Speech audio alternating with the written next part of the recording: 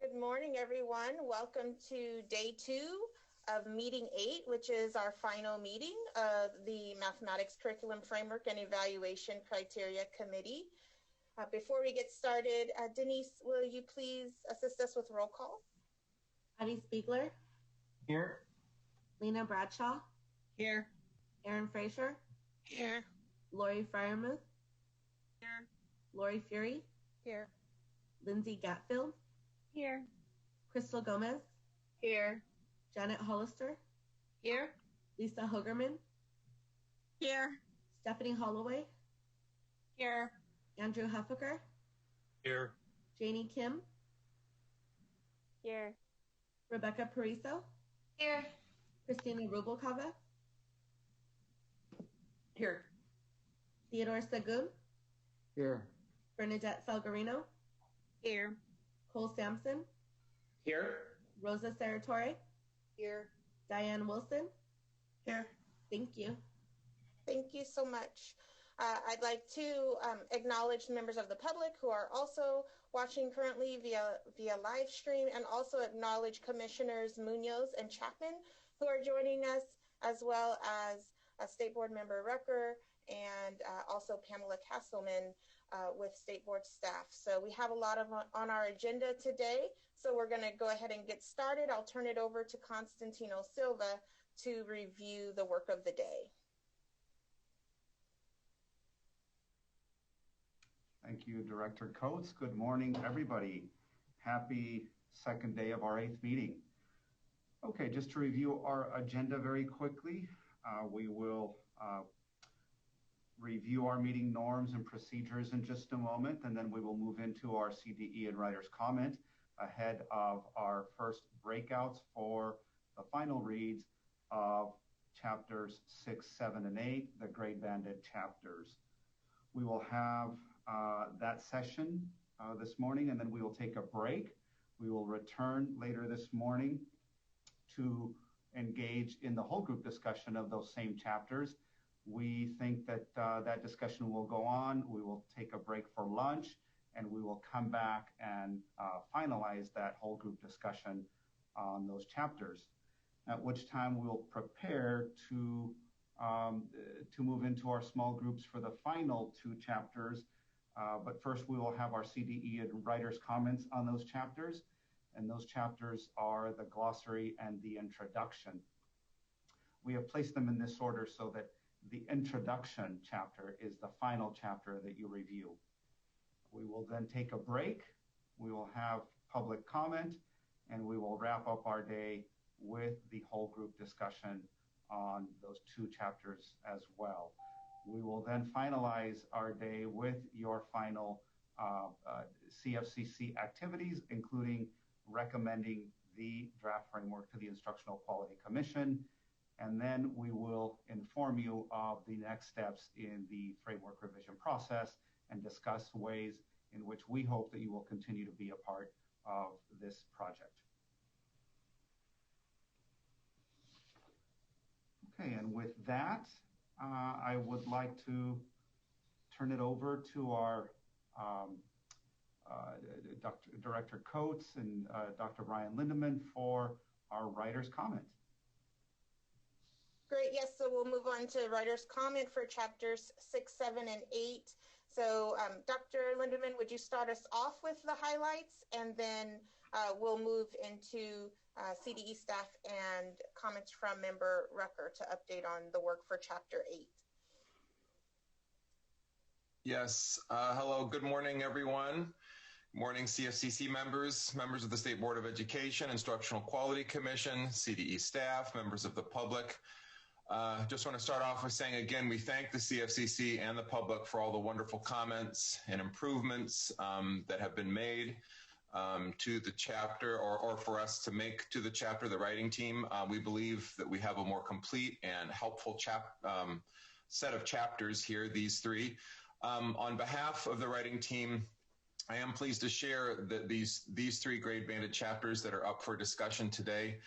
As you've seen in the posted draft chapters, the writing team has made a number of significant changes, which I just want to talk briefly about. The titles of these chapters are now mathematics, Investigating and Connecting, MIC, to emphasize that mathematics is best learned in an active learning environment of exploration and sense-making.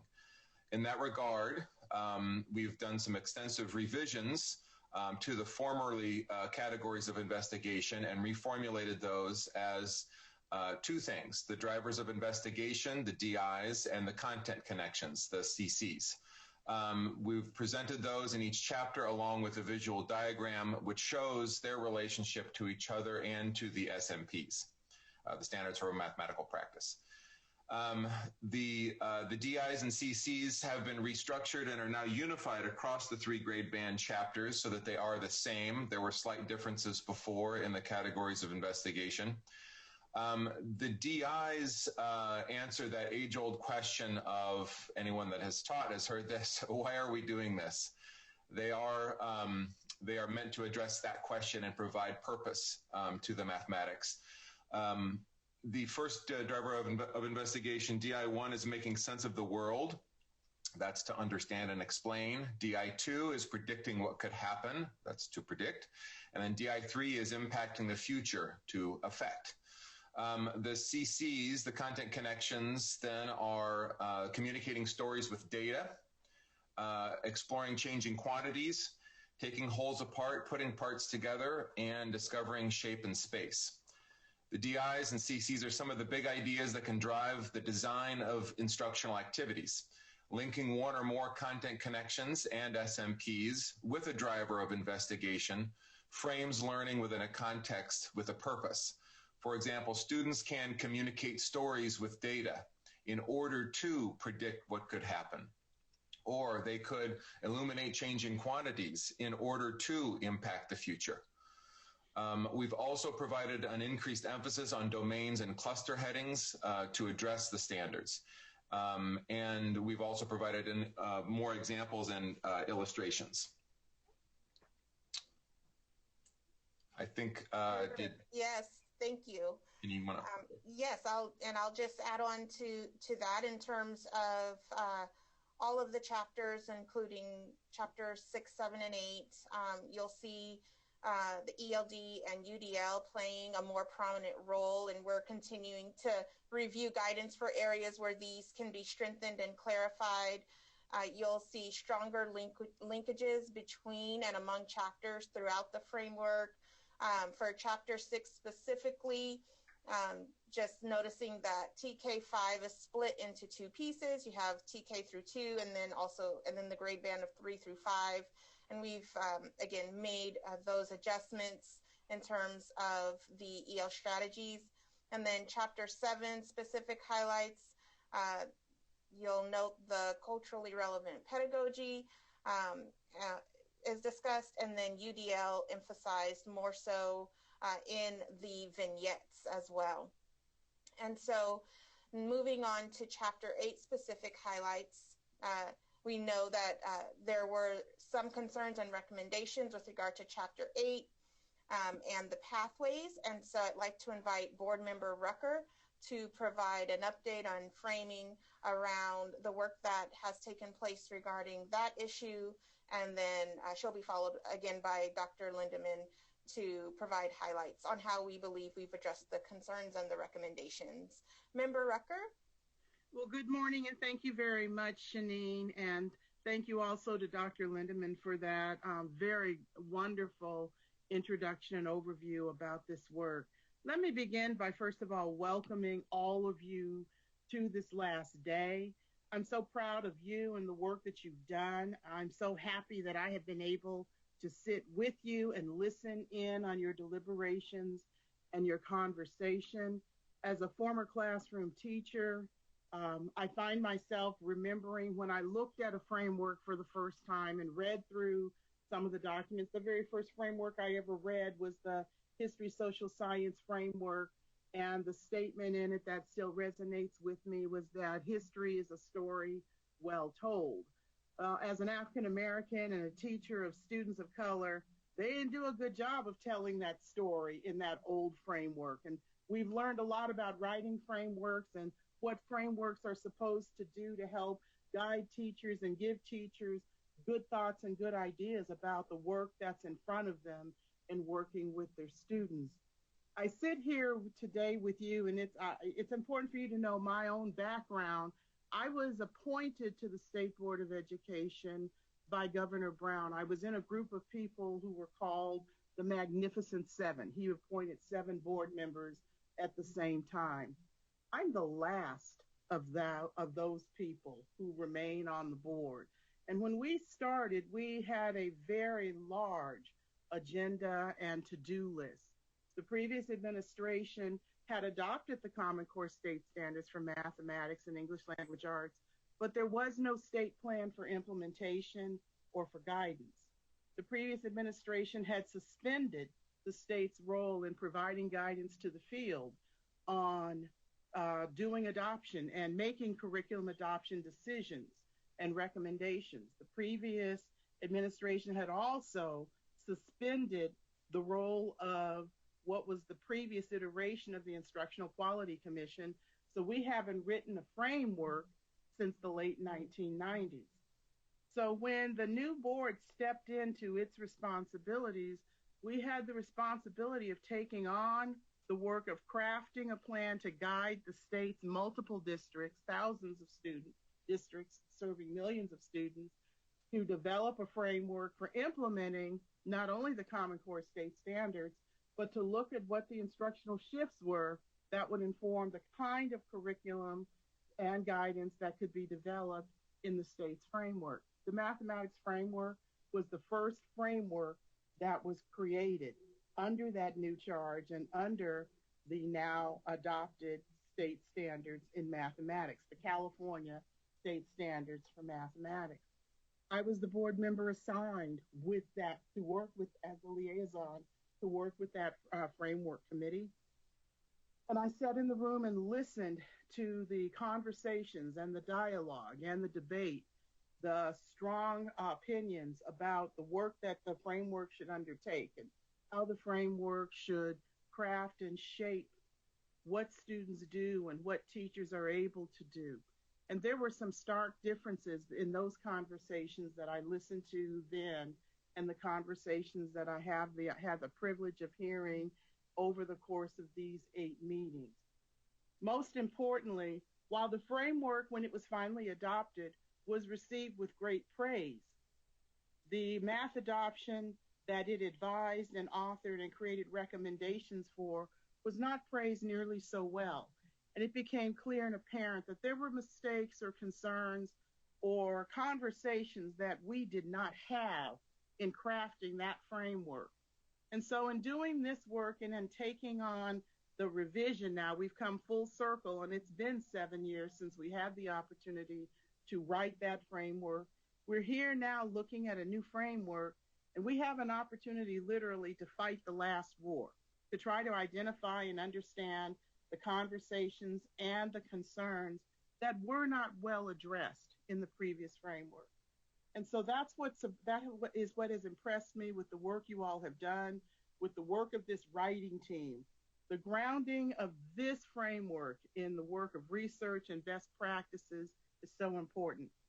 Educators who choose to use the framework to guide the development of courses and pedagogy will rely on the information that you all have looked at, that you all have weighed and revised and considered when they weigh their options around such issues as middle school courses and high school pathways. I'm pleased to be able to see that the 2020 revision includes current research based on new learning in mathematics, such as data science and categories of investigation. The revision details effective strategies such as the integration of the standards for mathematical practice, an understanding of the learning progressions, and identifying pathways for studying and thriving in mathematics. These were some of the important instructional gaps that were not present in the understanding for the publishers and how to craft guidance and how to craft curriculum that teachers would be able to use to adopt and effectively provide instruction in these practices to their students. I believe the research cited and the framing language around All of these concepts will help local educators as they work to improve math outcomes for all students, and especially those who have historically struggled to successfully access math content and skills.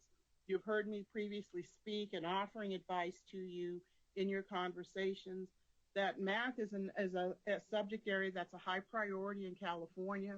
Students are underperforming in mathematics, and the achievement gap between students of color and other students is not closing, it's not narrowing, and it's persistent, and some would even suggest it's intractable.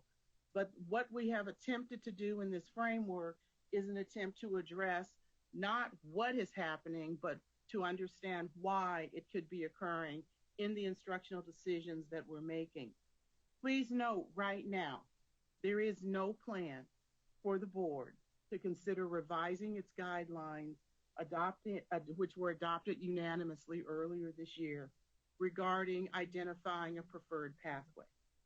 I know that that was part of a recommendation that this committee had made to the board, but there is no plan for the board to consider revising its guidelines at this time. Taking up such a question would slow down the process of getting this new framework out to the field, and then slow down the process for moving forward with revising the curriculum adoption and creating new materials to support the excellent work and the advice that's being provided. Now, this does differ from the science framework, which you all are aware of, in which the board included a preferred pathway in its guidelines. As you know, under the local control funding formula, districts have the flexibility to design courses and select standards-aligned instructional materials that best meet the specific needs of their students. For example, the state no longer requires districts to choose the instructional materials that are recommended in our instructional materials adoption process. They are recommendations, not mandates.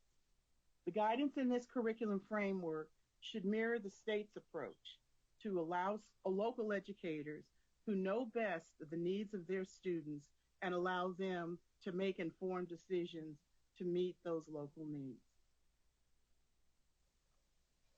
Thank you, Member Rucker. And Dr. Lindeman, I believe you had additional comments regarding Chapter 8. Yes, I do. Thank you. Thank you, Shanine. And thank you, Member Rucker. I really appreciate the comments. This California Department of Education, the writing team, have met a few times to work through the past CFCC's recommendations, and we feel the draft for Chapter 8 addresses the need for changes at the high school level, preparation for college and career, and the transition from grade 8 to grade 9. As you've read, that's all included in the chapter, and we have revised those pieces. There's more to come in the need for change section. Steady improvement in math education in elementary and middle school in the last few decades, we had said, has not been matched at the high school level. Despite that improvement, it doesn't mean that the performance gap between marginalized groups of students, including students of color, English learners, students with disabilities, disadvantaged students, and high-performing student groups has closed, even at the elementary and middle school levels. So you will see continued work and progress on that section. The intention also has been in our revisions to link each vignette to an appropriate course in each of the 3 course pathways that are laid out in that chapter. And then I think, Shanine, were you going to make the last few comments? Sure, and just also noting that in the Chapter 8, it contains the 3 pathways, and again, that guidance doesn't tell LEAs what to do, but it does give them more information for local decision makers to make informed evidence-based decisions, and that's through the MIC pathway, integrated, and traditional. So at this time, before we move into our preparation for our small group work, are there any questions regarding the Chapter 6, 7, 8 highlights that we just presented to you?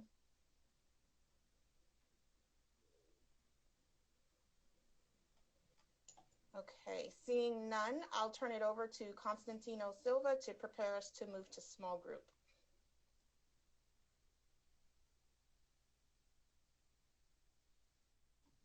Thank you, Member Rucker, Director Coates, Dr. Lindeman. Thank you for those comments. And yes, as we prepare to get into our breakouts, just a review of our virtual meeting norms. Brief reminder to always be present during the meeting. However, if your camera is turned off, we will understand that you are away. Please remember to monitor your airtime, of course. And when not speaking, please leave your microphone muted to reduce any background noise. When voting, please remember to leave your votes up. We will clear the votes after each vote tally. And finally, just a reminder about your background and lighting. The Zoom features that we'll be using, of course, the mute button, important. Again, remember to use that when not speaking. If you have audio connections, the caret symbol to the right of the microphone, that will help you find other audio connections that may be useful and will help reduce whatever issues you're encountering. And then the reactions are found by clicking the participants button. We will be using, of course, the yes, no feature in the small groups. And with that, just final recommendations with regard to the final reads. Final reads are an opportunity for the CFCC to provide recommendations for improving the document as a whole. Feedback should address the draft framework in the areas of cohesiveness, continuity, and alignment to the guidelines.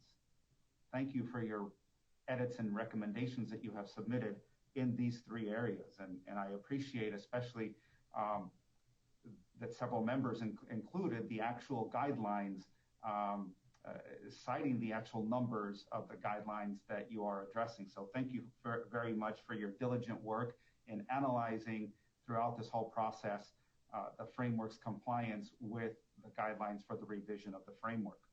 And so the questions that you are asking yourselves in your small groups and in your discussions today are of this nature. Where does this chapter fit effectively within the larger framework as a whole? Where does this chapter support continuity with the larger framework?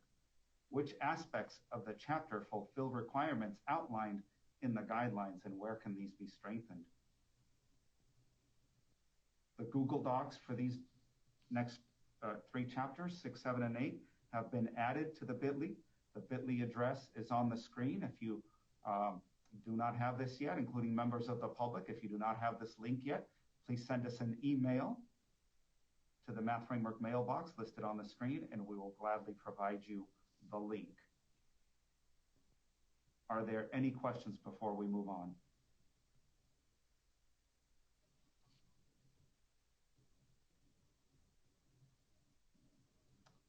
Okay, for our small groups, these are the three chapters once again. They are the grade banded chapters. You will be reviewing them in order so that you have an opportunity also to evaluate the progression from transitional kinder all the way through grade 12. Our groups are unchanged. I'll leave that up for just a second.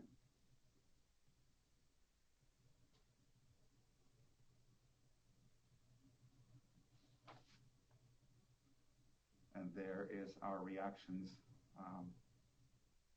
buttons that we will be using.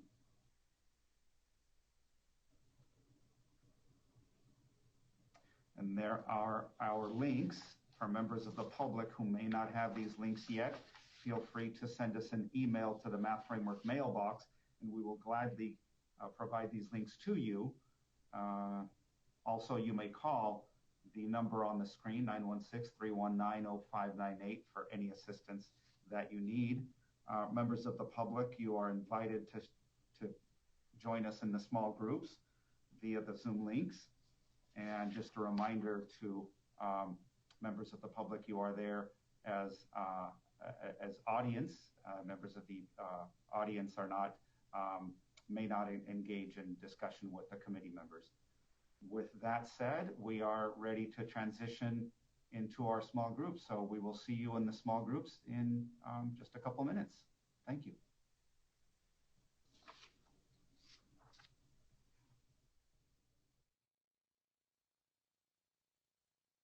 Thank you. Welcome back, everyone. We're going to start off with roll call. Denise, could you assist us? And then we'll turn it over to our co-chairs. Heidi Spiegler. Here. Lena Bradshaw. Here. Aaron Fraser. Lori Firemuth. Here. Lori Fury. Here. Lindsay Gatfield. Here. Crystal Gomez. Here. Janet Hollister. Here. Lisa Hogerman. Here. Stephanie Holloway. Here. Andrew Huffaker. Here. Janie Kim. Here. Rebecca Pariso. Here. Christina Rubalcaba. Here. Theodore Sagun. Bernadette Salgarino. Here. Cole Sampson. Here. Rosa Saratore. Here. Diane Wilson. Here. Thank you. Okay, we are ready now to begin whole group consensus discussion. Denise, can you confirm the total number of committee members present?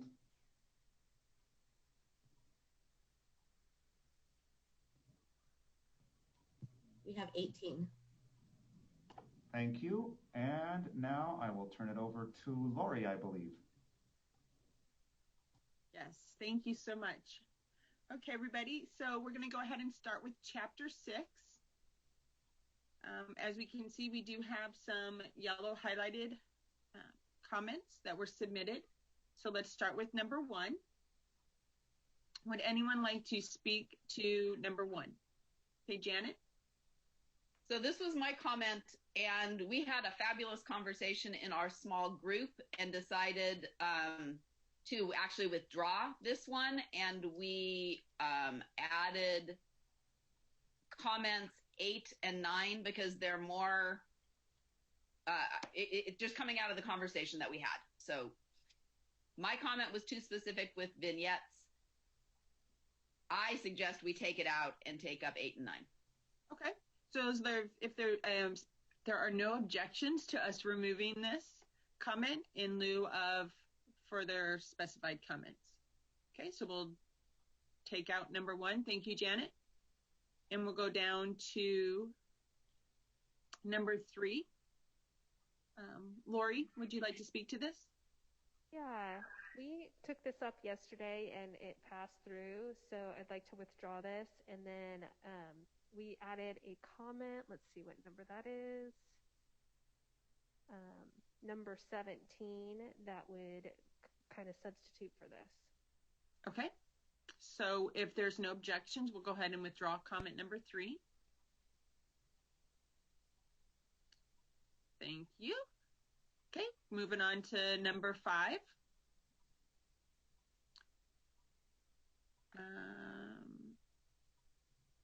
Lindsay. So we had highlighted this, I love what it says and I totally agree. I just didn't know that it was important to say concludes with the standard algorithm for whole number division in grade 6, because I don't necessarily know that that's true. Like, it's not the last time kids ever see the standard algorithm, and then they also apply it to using decimals and stuff. So depending where that comes in 6th grade. So I didn't know if we could just put a period after grade 4. Although now I'm realizing that her change was just grade 4 actually, and that was probably what was already in the text.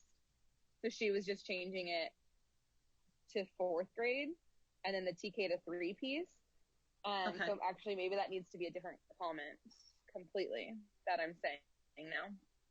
Oh, okay. I'll let Stephanie, if you want to go ahead and speak, this is your comment.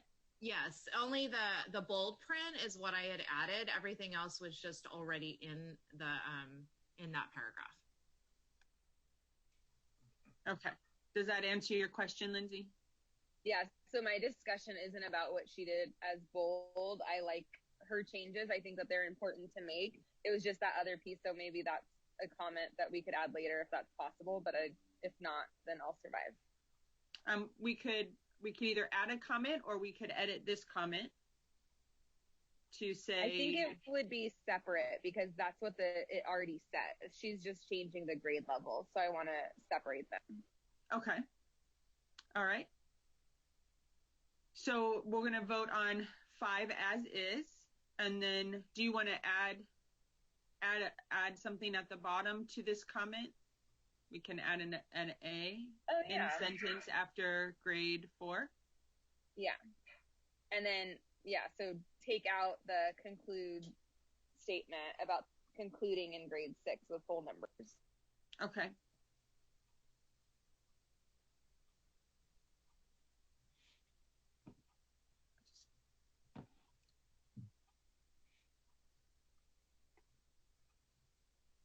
Let them finish so that everybody can see exactly what they're voting on.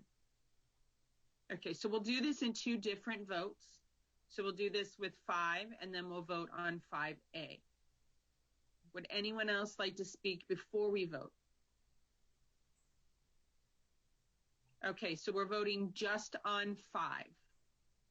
Remember, a yes vote moves it forward, a no vote turns it red.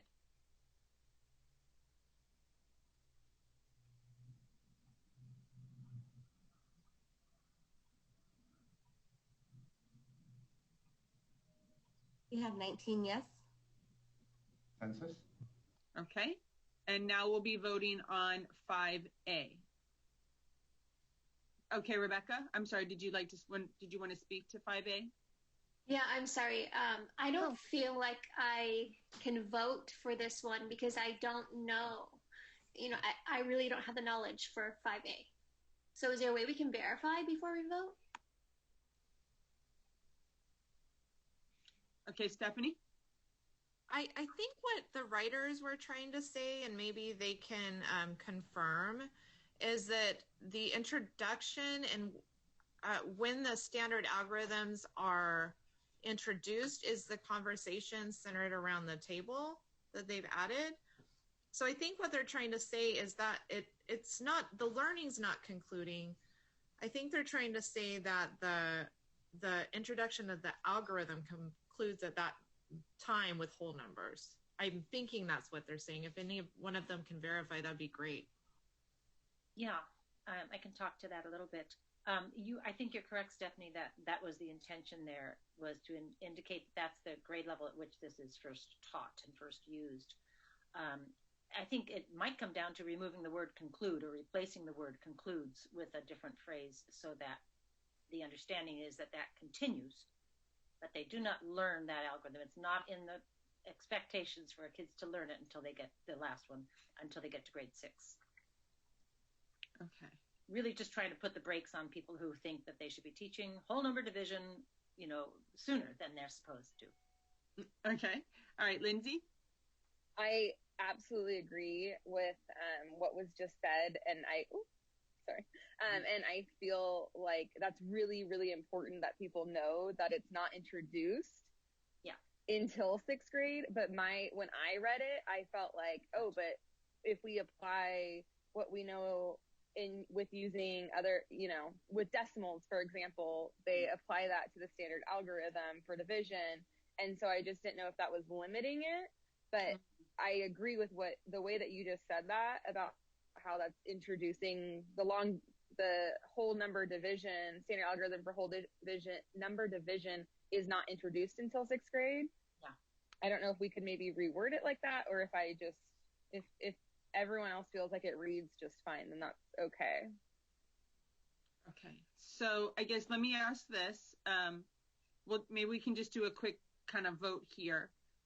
Listening to Dr. Early and listening to Lindsay's concerns, are you vote yes if you're okay with the statement the way it reads in number 5, and no if you'd like to further investigate rewording or work on a comment to reword that statement? So yes, we're good with the wording the way it is. No, we'd like to see it reworded.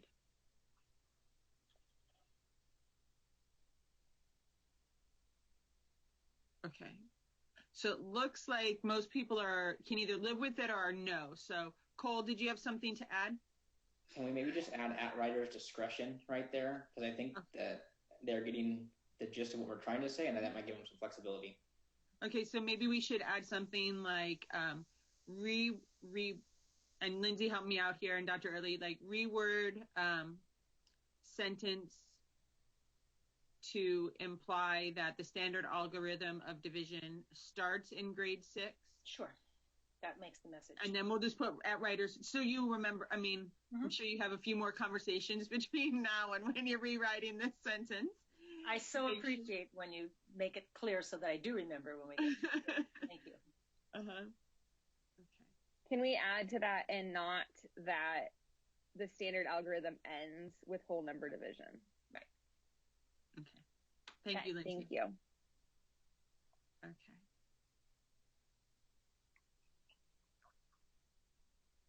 Yes.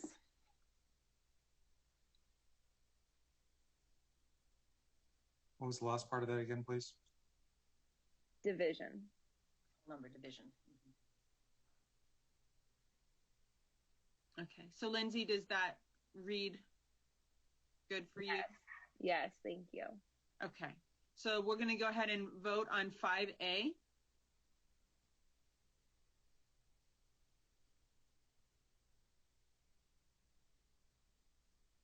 We have 19 yes. Okay. Thank you. Francis? Okay. Cole, would you like to speak to 6 and 7? Yeah, in our group, we actually withdrew these. We're confident that this will get taken care of in like the production side. Okay. So both comments are Cole's. Does anyone have an issue with Cole withdrawing both comments? Okay. So they will be withdrawn. Thank you, Cole. Okay. So these are our additional comments. So we'll need to look at each one.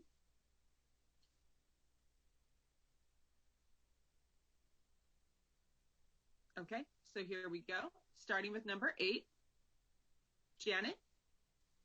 So I messed up because the numbering, I made the same comment in all 3 grade bands, and I thought number 1 was the same as number 1 in the other chapters, but it's not. So I think we should go back and read number 1 because that's not, we were with 8 and 9, we were trying to give better guidance on 2, not number 1. Oh, okay. So I feel lousy that I didn't notice the numbering was different, but I think we need to go back and address why 1 was yellow. Okay. So you want to turn number 1 back to yellow? Right. Okay. And then and 7 and 8 are addressing 2. Okay. So you want to reinstate number 1, but withdraw number 2. Is that correct? Yes. Okay. Okay, Lindsay? Can we clarify, did anyone make number 1 yellow in the other 2 groups? Because maybe we just did that on accident, thinking because it was number 1 for chapter 7 or whatnot. And so maybe we just, and then again, took out number 1. So that might have been our own group's mistake versus someone else wanting it to be yellow. I'm not sure. Are you asking if to look at the other groups? Yeah, it doesn't. Let's see.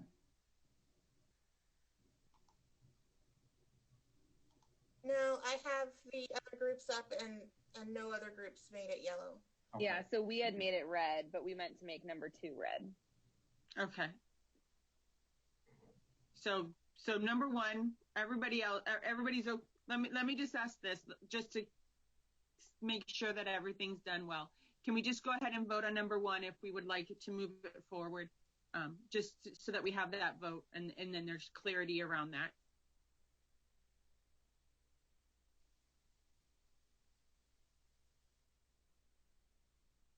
We have 17 yes and 2 I can live with it. Okay. Thank you for that, everyone. Thank you. I just want to make sure we're being very clear and transparent on what we're doing. Okay, so that would take us back down to comment number 8.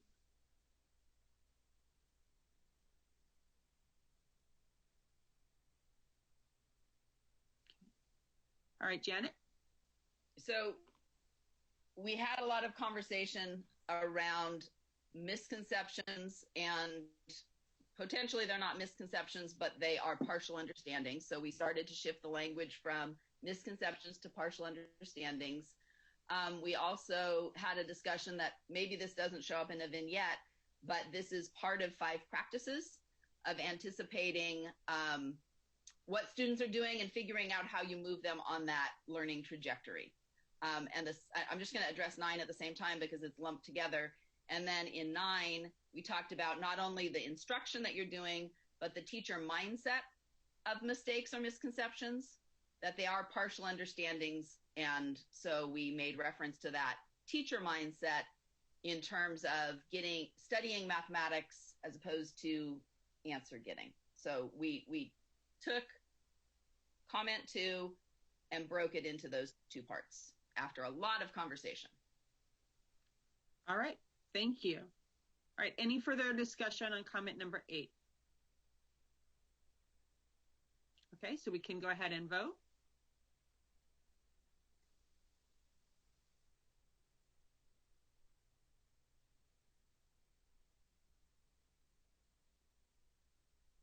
We have 19 yes. Consensus. Okay, so now we're to number 9. I think Janet has already discussed it, but would anybody else like to speak to number 9?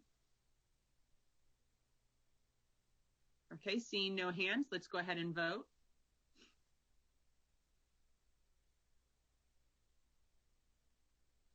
$19 yes.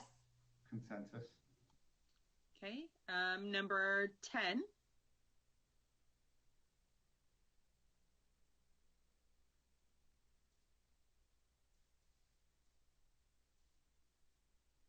Okay, seeing no hand. Okay, Lindsay? Oh, sorry. So this built on to another one that passed through because we had talked about using a number path for TK to 1 so that they actually have something to count. But then we had talked with Dr. Bowler about actually defining what that number path meant. And then she had some research by Siegler about using the number line games in pre-kindergarten and how those were actually number paths that she felt like would be really important to add in there for students to, or for teachers to understand, using the number path to develop that understanding of the number line in 2nd grade. Okay, thank you. All right, anyone else like to speak? All right, go ahead and vote.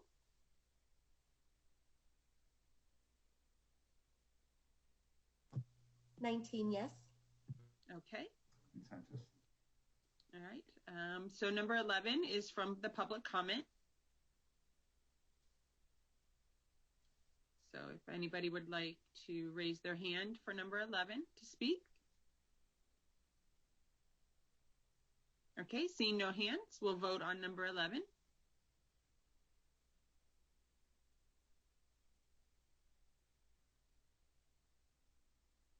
$19 yes. Okay. Number 12. I'm sorry. I just saw the number of comments. I'm trying to move us forward. I apologize, Constantino. All right, number 12 is also from CalTalk. Okay. And any speakers? Okay, voting. 19 yes.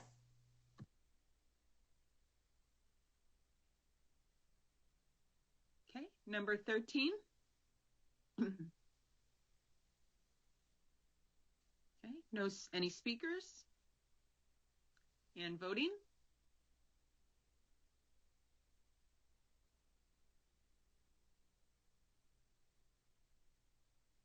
$19 yes. Okay, thank you.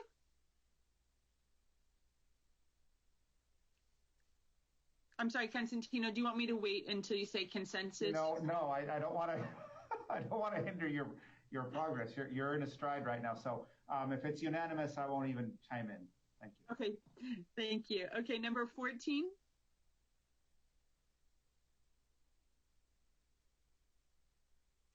Okay, any speakers? And okay, already voting, so sounds like a plan.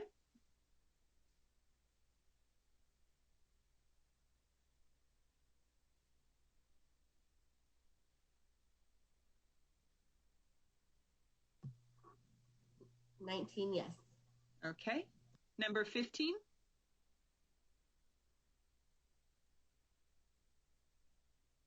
Lori? My apologies. I was waiting for number 16. Oh, okay. All right. Then we'll go ahead and vote on 15.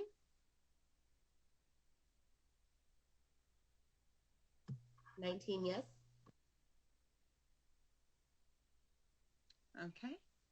So number 16, Lori, would you like to speak? Yes, thank you. We have a comment where we have identified the standards for ELD on comment number 18, I believe. Okay. That would go well with this comment. So are they, I'm sorry, so number 18, are you saying that 18 is more specific than 16? Yes, I think so. Okay, so if everyone could just take a moment to read number 18 along with 16. Christina? Our comment 18 lumped all of the CalTAG recommendations together, but the part that you want to pay attention to is the second sentence where it says, add to the last two bullets the following ELD standards, and then it lists them. So it's almost like if we could take those ELD standards and add them to comment 16, then that would be what we were trying to do there. Okay. Thank you, Christina.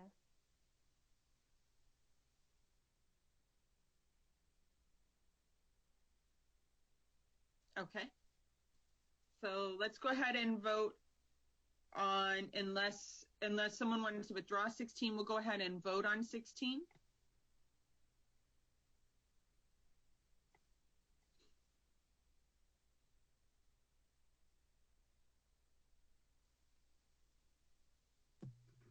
Yes, when I can live with it. Okay. Consensus. All right. Number 17. And I believe, Lloyd, this document is, I have seen this document in your submissions in the framework.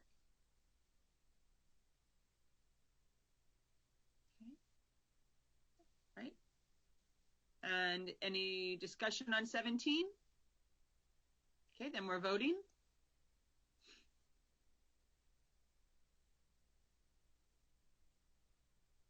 Yes. And just for the public's sake, this is the document that was submitted.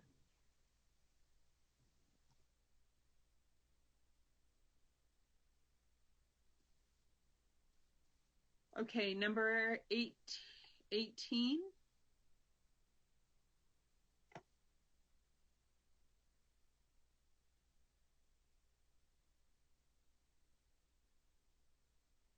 Okay, Diane? The difference between comment 18 and all of the ones we just approved, which were 11 through 16, is 18 would also include the suggestion for page 12 and page 37. That's the difference between the two. And so this was sort of a group effort on this comment. I'm not convinced that 12 and 37, page 12 and 37 comments are vital. And so if the rest of Beta Group agrees, we could withdraw the first part of it, but leave the ELD standards alignment there. Okay, so what's highlighted, Diane, is what you'd like to see withdrawn? Correct. Okay. Beta Group, anybody would like to speak up? Okay, so we'll go ahead and delete that part or strike through that part and just adopt the rest of the, okay? And then looking at just the rest of that, would anyone else like to speak? Okay, then we're going to go ahead and vote.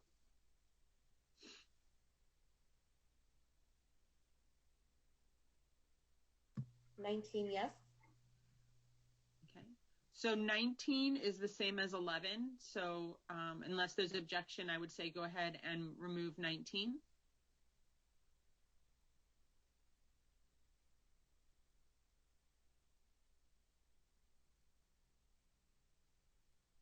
And 20 is the same as 16. So I would recommend removing that.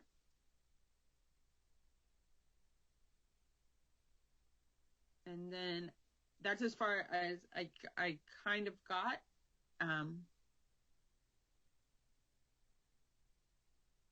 So if anybody notices, is 21 the same as any of the other public comments? Okay, so then let's go ahead and vote on 21.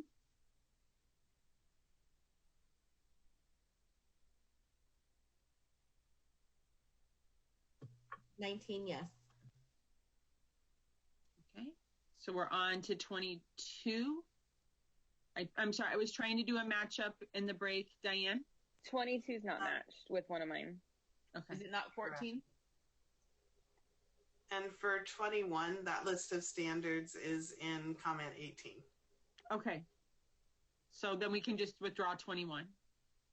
Or you could add, I don't know, Constantino, what would be the best? Just to withdraw it, leave it, or edit it? Is it just a repetition, or is it augmenting the previous one? We could just reference the other one. Okay. Yeah. Okay, Christina? I was just going to say that this was one additional bullet that hadn't been mentioned. So yes, putting C comment 18 is appropriate. Okay, thank you. Okay, number 22.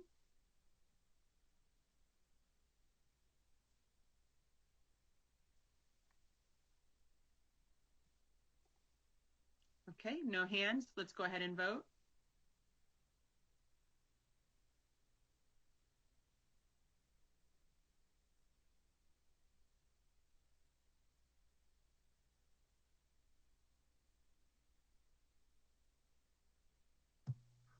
Rosa, did you want to vote?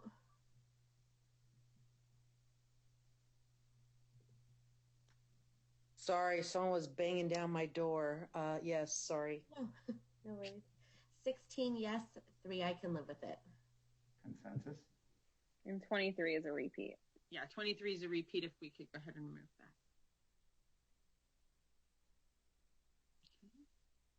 All right. 24 is about adding the modeling call-out box that is in the high school chapter to the elementary chapter. So chapter 8 is the high school chapter. It's the box that describes modeling. I'm sorry, Bernadette, I know this is yours. Did you have anything to add? We found out that this call-out box is very, very helpful to try to help our teachers understand what mathematical modeling for TK2, elementary, middle school, as well as high school.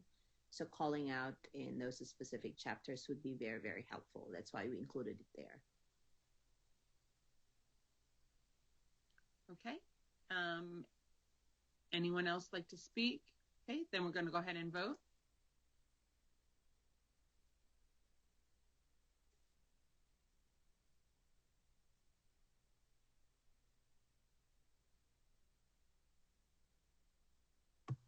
Yes. Okay. And then comment number 25.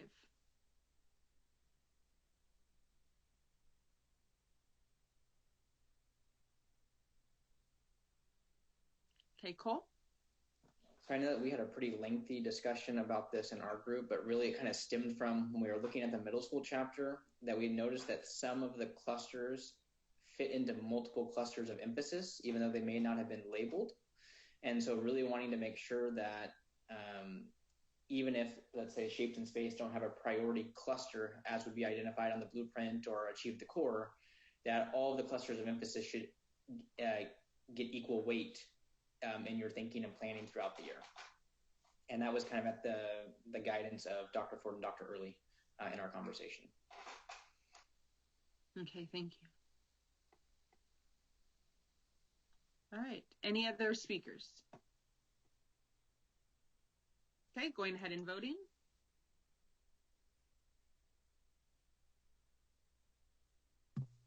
Yes.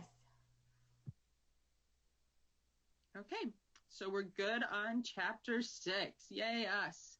All right, so moving on to chapter 7. Great job, everybody. We're looking again at number 1. Janet. So this time, really, it is the one that we want to withdraw, and then we put the same 2 comments of 7 and 8. So I think I got it right this time. Okay, thank you so much. So we're going to go ahead and withdraw comment 1 in lieu of a further breakdown like we did in chapter 6. Okay, that takes us all the way down to number 6. Okay, Lindsay? I just wanted to make sure, Lori, I know we're zooming through, but I just wanted to make sure no one had any objections to the removal. Oh, I'm sorry. Did anybody have any objections to that removal? I know, Bernadette, you had claps, but I hope you understood there was the comment was again broken down in 7 and 8. I apologize for moving too quickly. I'm clapping for finishing chapter 6, Lori. Oh. Okay. All right. So that takes us to number 6. Cole, this is your comment. Did you have anything you'd like to add? Or Lindsay and then Aaron? So we had highlighted this just because we weren't sure about the intention from the writers, because it's actually organized by domain. And so that might have been really intentional to see that progression from 6th, 7th, and 8th grade. So maybe, I don't know if one of the writers could jump in and explain that, because it might be better off as grade level, but it might be better off as domain. So we didn't want to just change it without knowing their intent. Okay, thank you. Is there anyone that could answer Lindsay's question? Okay, Dr. Ford? Well, yeah, it was intentional to address high school at the domain level and K-8 at the cluster level, because the high school standards tend to get more, the cluster headings get somewhat more granular than they are in K-8. So the cluster headings in K-8 are really at the big idea level. At the high school level, those cluster headings, many of them get more granular. And in the chapter 8 recommendations from Delta, you'll see a kind of a recommendation for listing cluster identifiers in parentheses after the domain names in the high school section as another way a different way to address the difference between the chapters here. Okay. Lindsay, does that answer your question? Yes, thank you. Okay. Cole, did you have, I know is your comment, did you have anything to add? Yeah, so I don't know if that answered, I know what Lindsay's question is, and I don't know if that answered Lindsay's question for me. Okay. So like on page 32, they're listed out like the stats and probability are together, and then EEs and ratios and proportions together. And is that meaningful to have the domains kind of tied together, or is it kind of ambiguous and it could be either way? And then in that sense, would it make more sense to have them by grade level? Is kind of really what I was getting at there. Okay, Christina?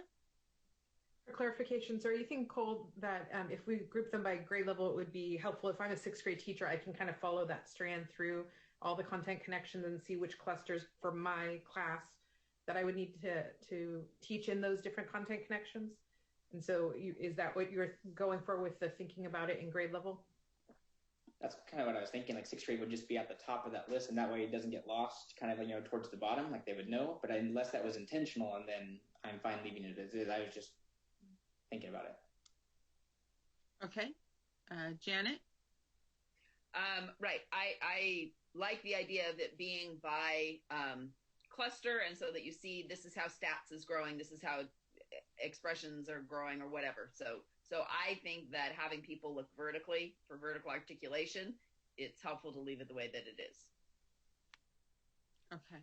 So with that, I will just withdraw, if that's okay with everybody. Okay. Any objections to the withdrawal of this comment?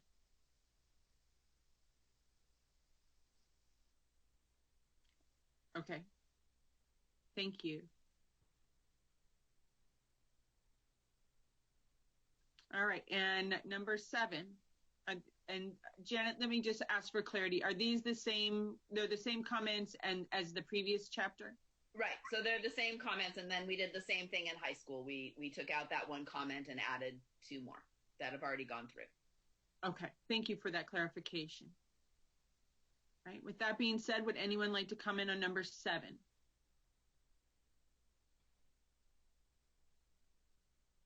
Okay, if we could go ahead and vote.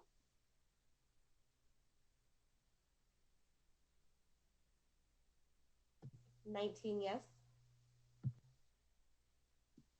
Okay. We'll move on to number 8. Any comment on number 8?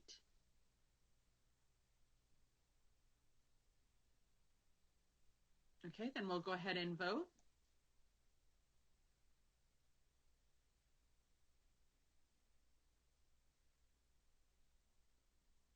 Yes. Okay. Number 9 is from CalTalk.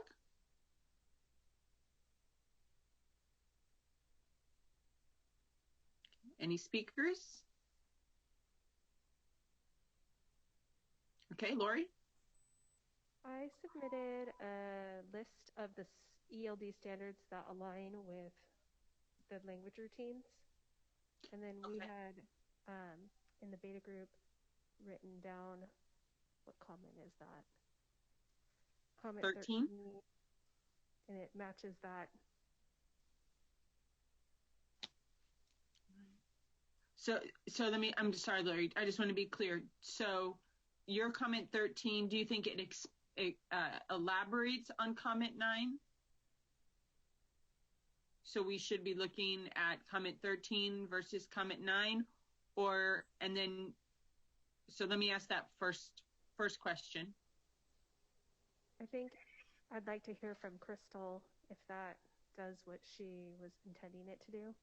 Yeah, all I wanted to see were the ELD standards lined up for those different routines so teachers could see the alignment. Okay, Diane and then Aaron. So you mentioned comment 13. Comment 13 recommends all 5 of the recommendations in the CalTalk letter, and comments 9, 10, and 12 reference a total of 3 of the 5. And so I'm not sure what the best way to handle that was. I just wanted everybody to know what the overlap is. Okay. Let me ask this because I know as Delta Group, there's some additional CalTalk there are recommendations. Would that? So between comments 9, 10, 12, 14, and 15, and I haven't read all of them thoroughly, but if they're all just cut and pasted from the letter, all of that is included in comment number 13. Okay. Erin, and then I have a question. Okay, I was Erin, just going to say that in the last section, because Beta had done the same type of thing where they had that additional list, we had cut and pasted that list to the one up above, so because it refers specifically to what's happening in what comment are we on now? 9. So pasting that list part, which is that add to the third bullet, that part, going up to number 9, and then take the rest of 13 separately. That's what we did in the last section. Okay, perfect. Thank you. And then I forgot I was going to ask a question for clarity, and I don't remember. Oh, and then, okay, perfect. Thank you for saying C submission. So Laura, that submission is in the box right now. You submitted that to the email. Is that correct? Okay, I wanted to make sure.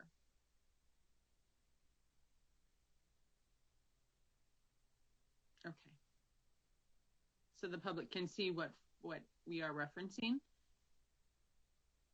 Okay. All right, so let's take a quick look back at number 9.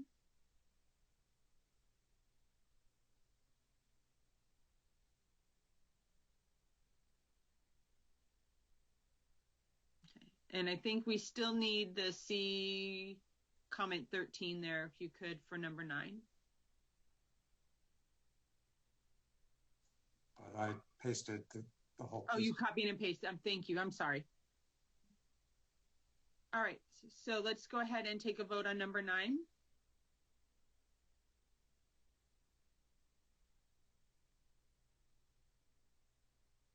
Yes.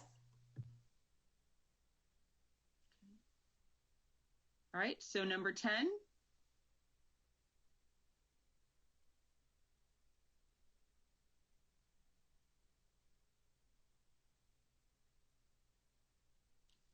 Okay. Voting on number 10 if I see no hands.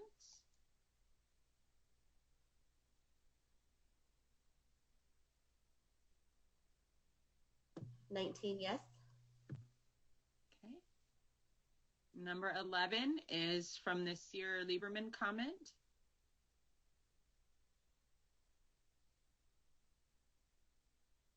Any comments on that? Okay, Erin?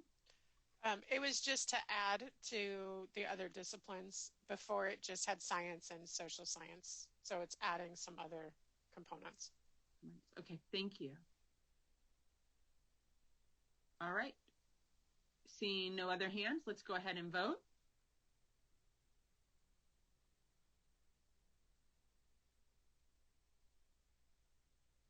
Yes. Okay. Number 12 is from CalTOG again.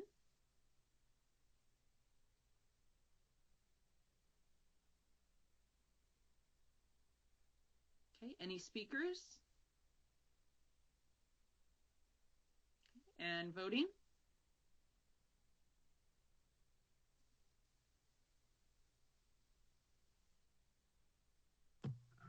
Yes. Okay, thank you.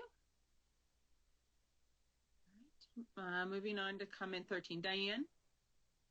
If no one in beta group objects, we can withdraw this because we've voted on 3 of the recommendations and the remaining 2 are in comments 14 and 15.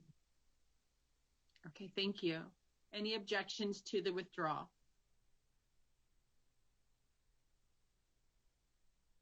Okay, so we will withdraw comment 13. Okay, number 14. Moving along here to comment 14, which is again from CalTOGs.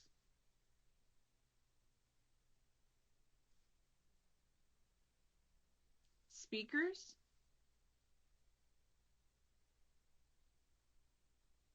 Voting?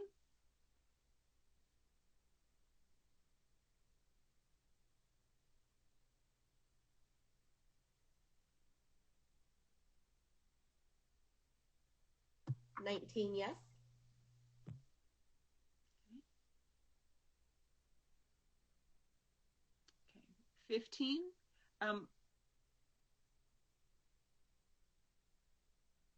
I just have a question because this was a conversation we had. There is an or in this comment to do one or the other. Would anyone object if we just put at the end of this comment at writer's discretion to choose which pathway they would like to choose? Stephanie, would you be okay with that? Bernadette? Yeah, Lori, we have this in number 21, and I think we included there at writer's discretion. So I wonder if, yeah. Okay, Stephanie, would you be okay if we withdrew this in light of comment number 21? Yeah, I think it's funny we didn't catch that. I know, I was like, wow, we didn't catch that. Okay, so Bernadette's going to withdraw 15. Do you want to keep, take mine out and keep hers because it's modified a little bit, yes? Okay, thank you. If there's no objections to that being withdrawn, apparently we liked it so much in Delta Group, we put it in there twice. Yes. Okay, number 16. Any speakers?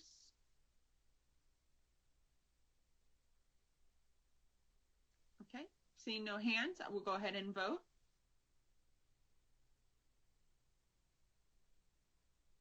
Yes.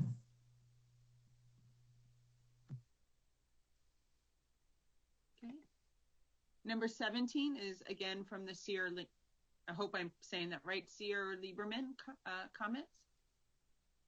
And the wordsmithing, I can just say the wordsmithing at writer's discretion was a conversation we had with Dr. Ford. He liked the comment, he liked the wording, but we wanted to make sure that authentic was used instead of real world, and then maybe having to smith a little bit. So That's where that came from. Any other speakers? Okay. We could go ahead and vote. 19 yes. Okay, perfect. Thank you. Number 18.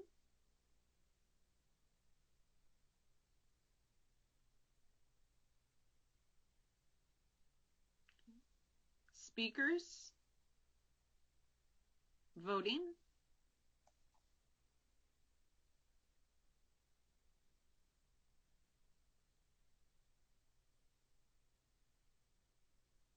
We have 18 yes and 1 I can live with it. Okay, 19 I would recommend that we withdraw as it has already gone through.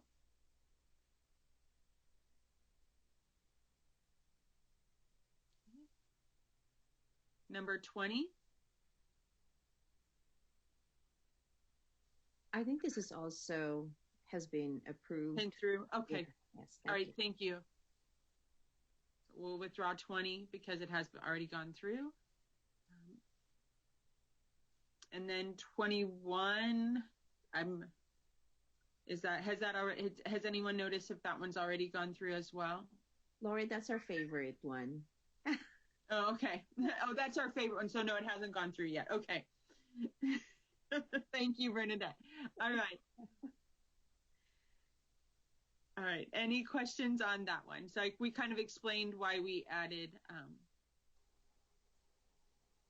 what we did. And I think thank you so much, Laura. And I think we also added that to make it stronger, to make connection to page 25 of chapter 2, the image of the 8 competencies, cultural competencies, so that we have connections between and among chapters.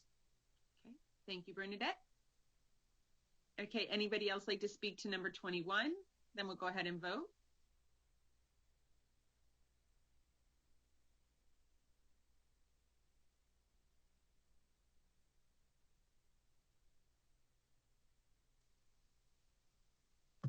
$19 yes. Okay. 22. This one was passed in the previous chapter. It's just a reiteration for every chapter. Okay. Any other speakers? Okay, voting.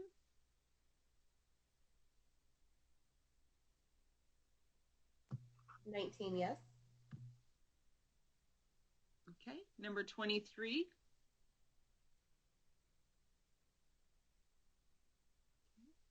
Any speakers? And voting.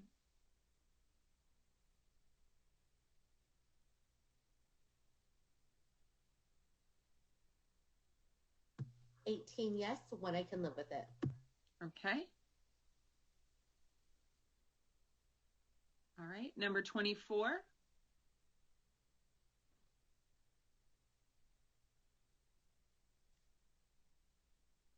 Any speakers?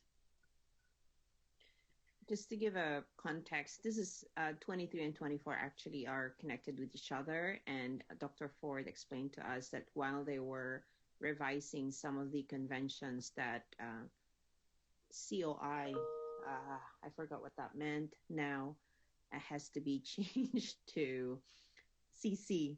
Rosa, you are smiling at me because you don't want acronyms, but I forgot all of those things. So that's the comment about being consistent once everything is revised all throughout the chapters. Thank you. Thanks, Bernadette. Okay, if there's no more speakers, we'll go ahead and take a vote.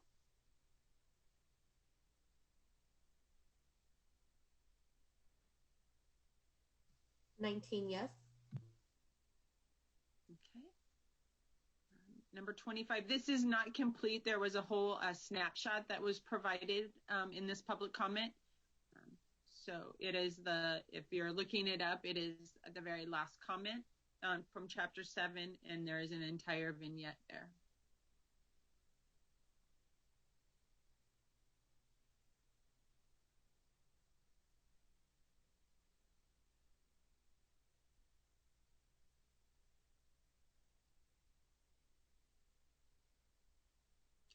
Are there any speakers to the vignette?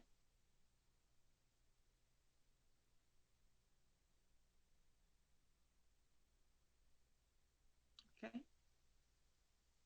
Lori?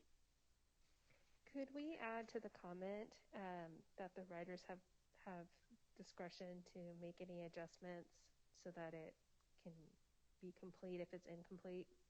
Absolutely. So we'll go ahead and put writer's discretion to ensure continuity in the chapter. Does that kind of fit what you're saying, Lori? Okay. Yes, thank you.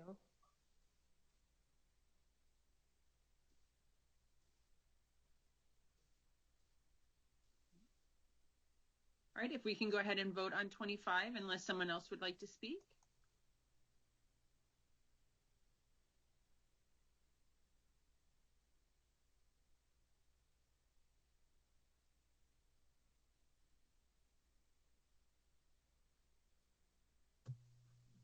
Rosa, did you want to vote?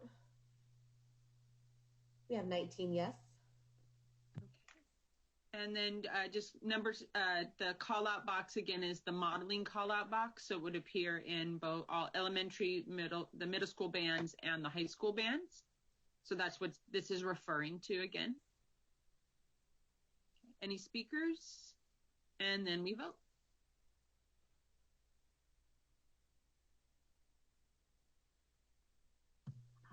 Yes.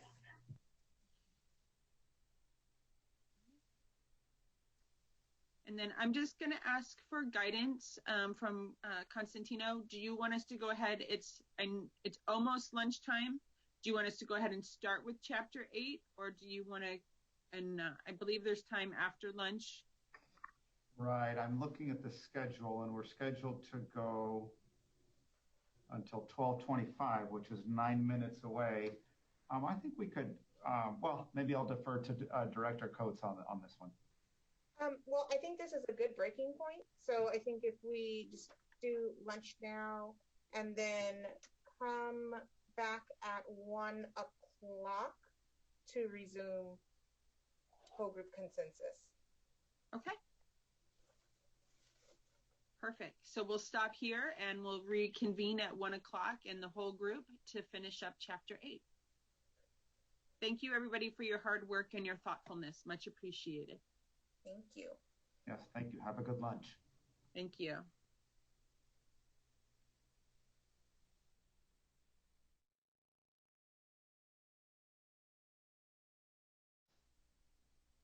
Oh, sorry about that. I have 2 unmute buttons.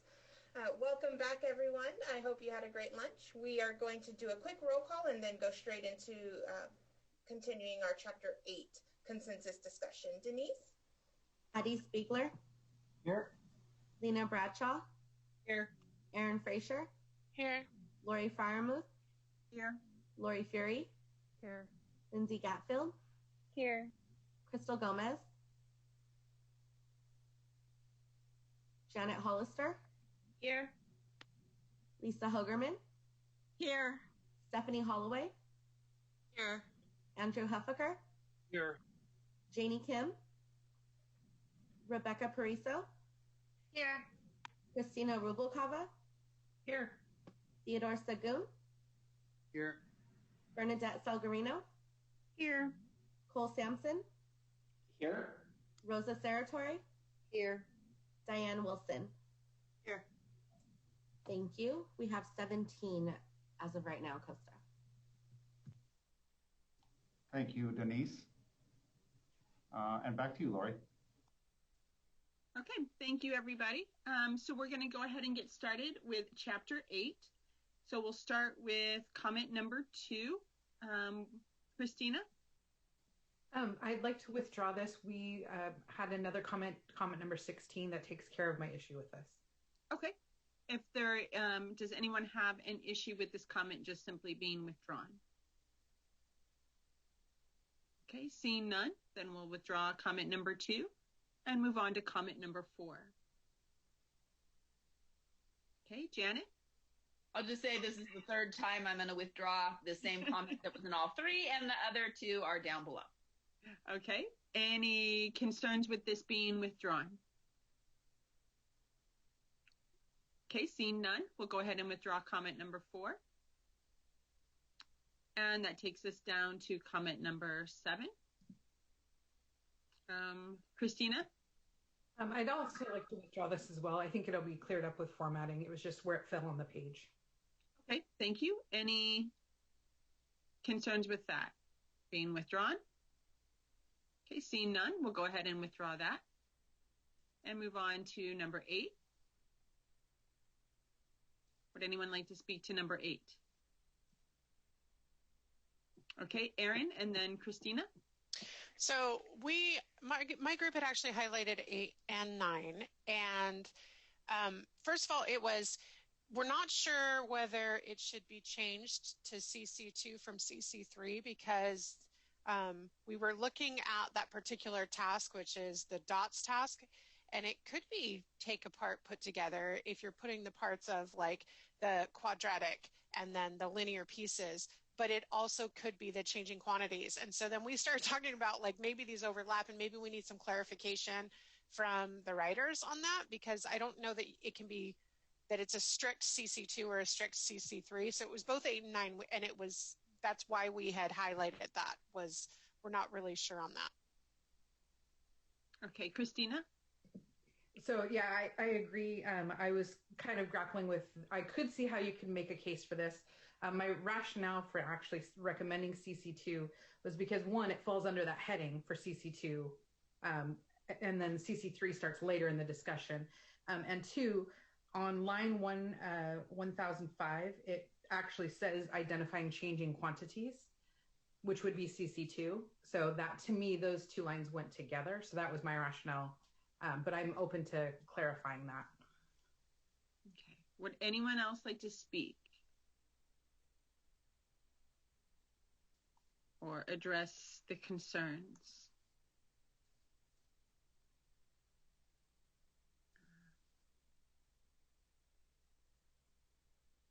Okay, Lindsay? So Christina, to clarify, are you saying that if these don't pass, then something else would need to change because it wasn't consistent about which CC that they were talking about?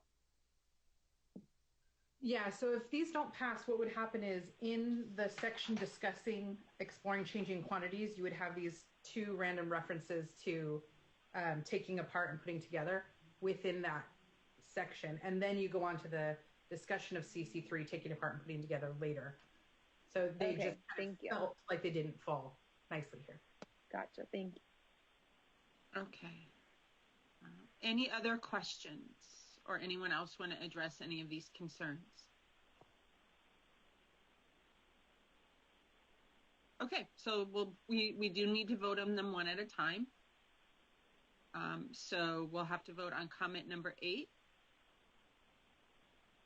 So we're going ahead and voting on comment number 8. We have 9 yes and 8 I can live with it. That is consensus. Okay, and then comment number 9.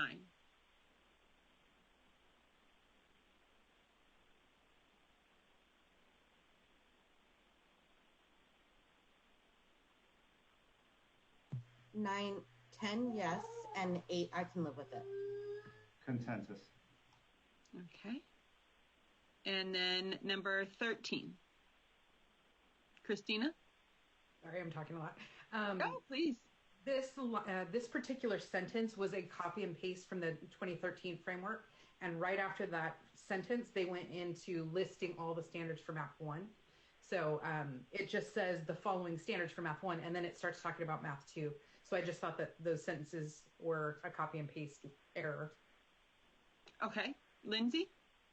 So that makes total sense. We had highlighted this. I had asked for this to be highlighted in our group because I didn't know, well, did the writers mean to put the standards below, or were they linking out and referencing it to the appendix? And so it just needed to be changed. But if it's just a copy and paste error, then I withdraw my yellow. Okay. So just to remember, we'll go ahead and vote because we need to do that. So just remember, a yes vote moves this comment to the writers, and a no vote turns it red. So just keep that in mind.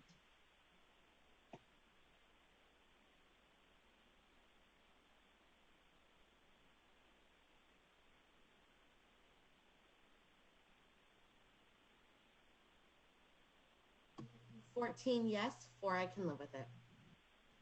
Consensus. Okay, so moving on to number 14, I believe is the rewrites that we have been looking at in the other chapters for consistency's sake. Does anyone need to speak to number 14? Okay, then we'll go ahead. Sorry, I'm rushing, so I want to make sure I pause for a moment. Okay, seeing no hands, would we like to go ahead and vote?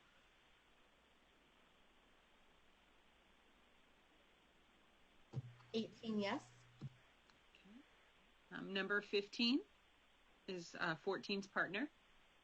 So if anyone would like to speak to number 15, excuse me.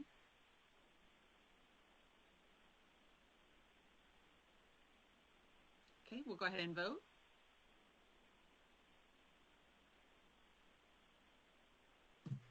Yes. Okay. Number 16. Okay, Christina.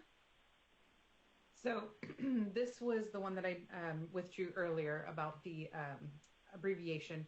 We had a discussion in our group that because the shifts to drivers of investigation and content connections are so new, it would be nice to see them use the entire term used as frequently as possible to help teachers become more familiar with it. And so we just would like to see that they're used in their entirety wherever possible and global for the framework. Okay, thank you. All right, any other speakers? Okay, then if we can go ahead and vote.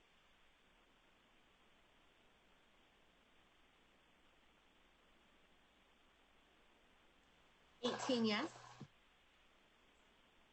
Okay. All right, that takes us to number 17, which is a comment that's been seen in all 3 grade level chapters. But if there's anybody that would like to speak to it.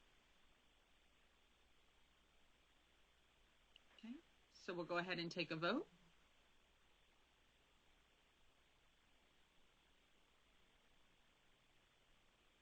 Yes. Okay, and number 18. Cole?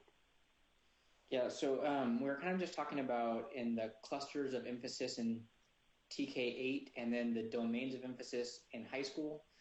I went back after lunch and actually realized that TK5 is the only one that has standards listed after the cluster of emphasis. And so we were thinking to make that kind of like look similar in high school. We would just label the domain and the cluster like in Q.A.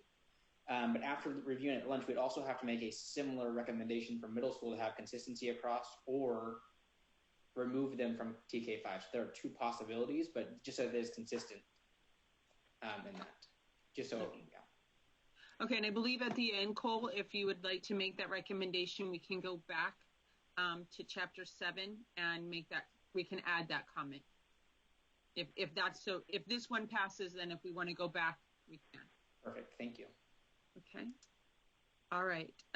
So any other conversation around this? So when you vote, this is just going to be my assumption. If this passes, I'm going to assume you would also like to go back, that we're going to go back to the middle school for consistency's sake. I'm just kind of putting that out there right now so everyone knows what I'm thinking. Okay, so if we can go ahead and vote on this.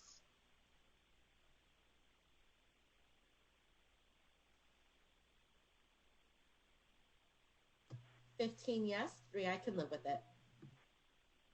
Consensus.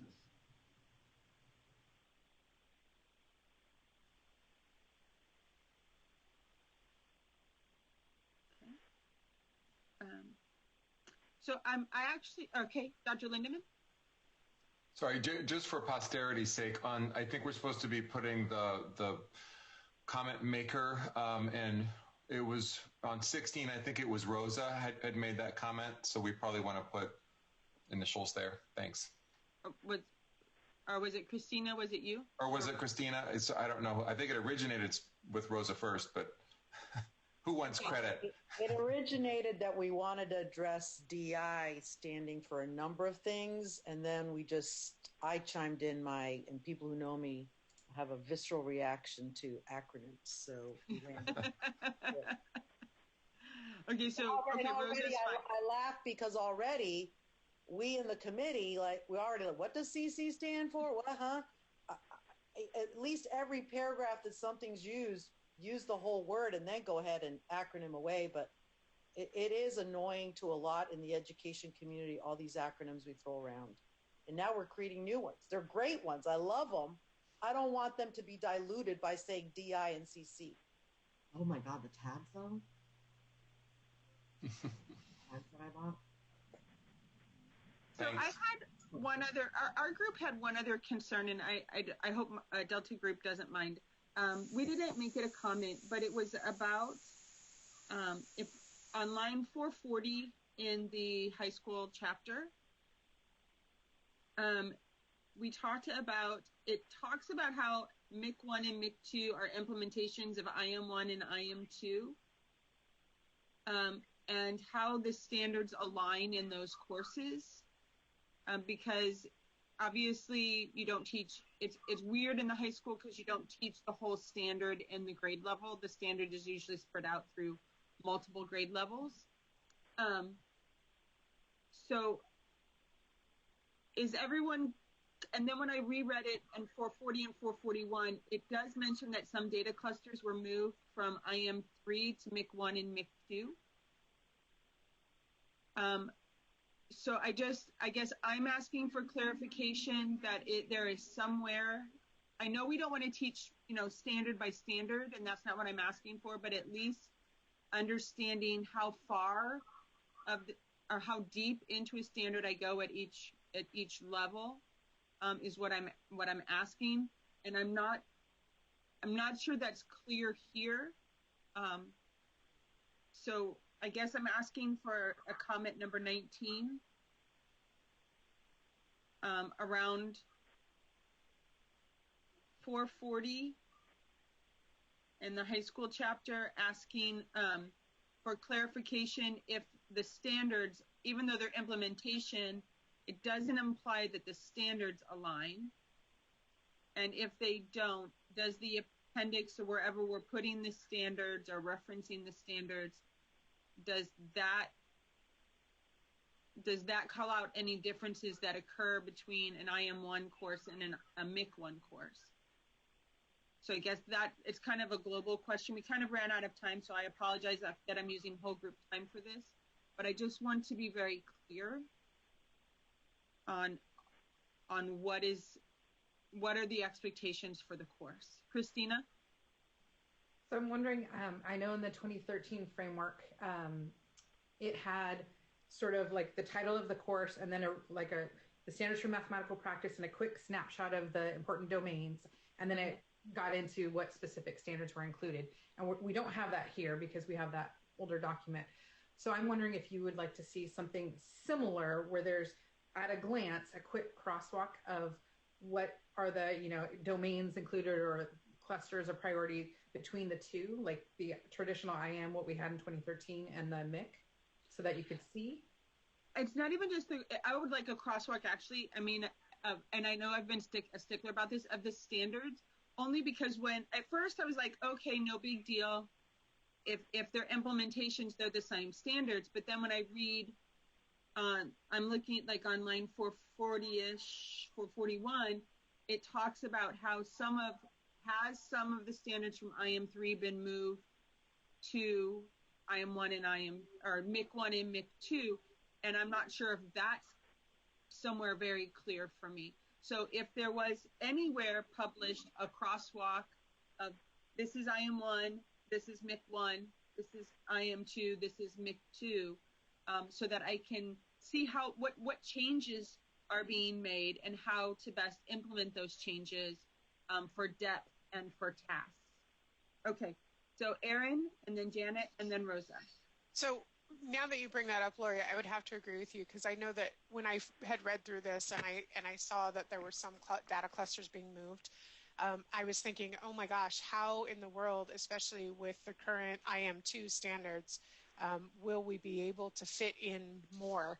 And I can see that reaction coming from teachers reading this, so I could see the clarification being necessary. And I understand, that we're talking about going through these in a different aspect and big ideas. But again, there's not a lot of clarity compared to what we've seen. And I think that that's going to cause some reactions that may or may not be what's intended. Thank you. Janet? And then just to build on that idea of clarity between courses, after you started speaking, I was thinking about what are the standards that are in MIC modeling with functions, and what are the standards that are in MIC data science? So that same type of comparison to help, if people are going to build courses or whatever, that type of comparison needs to be really easily accessible. Okay. Yes, thank you. Rosa? Yeah, I was going to say clarity needs to happen because this is the only place that we're really shuffling standards around. And when this first got started, it was like, we're not changing standards. We're still Common Core standards. So in people's minds, it's more of how we're doing this and a few richnesses added to the document. But this is the only place we're really shuffling standards. We didn't shuffle them anywhere else. Mm-hmm. Yes, thank you. Lindsay?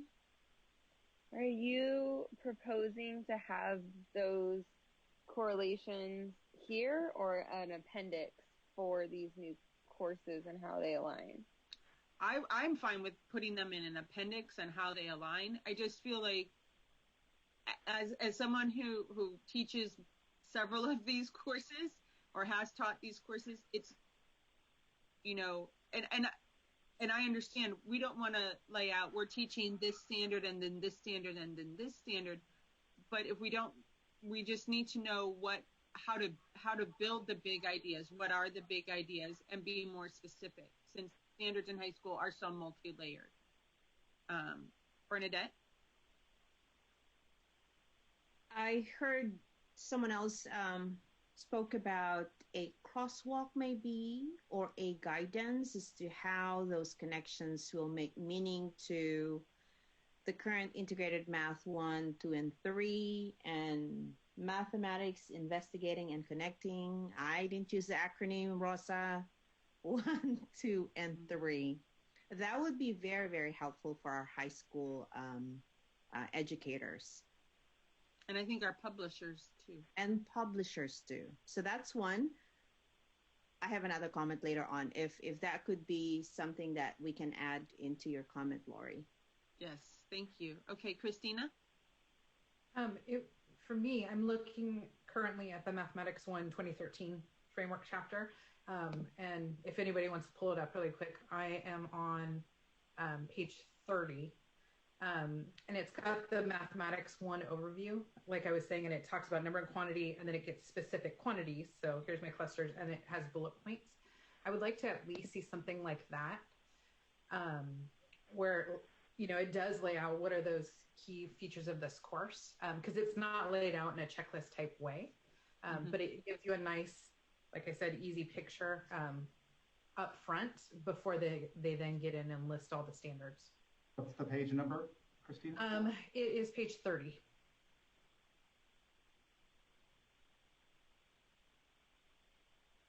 Janet, I see your hand. I'm just going to wait till we can see what this is, and then I'll go to you. 533, if that helps you. Yeah, sorry, 30 in the PDF, but.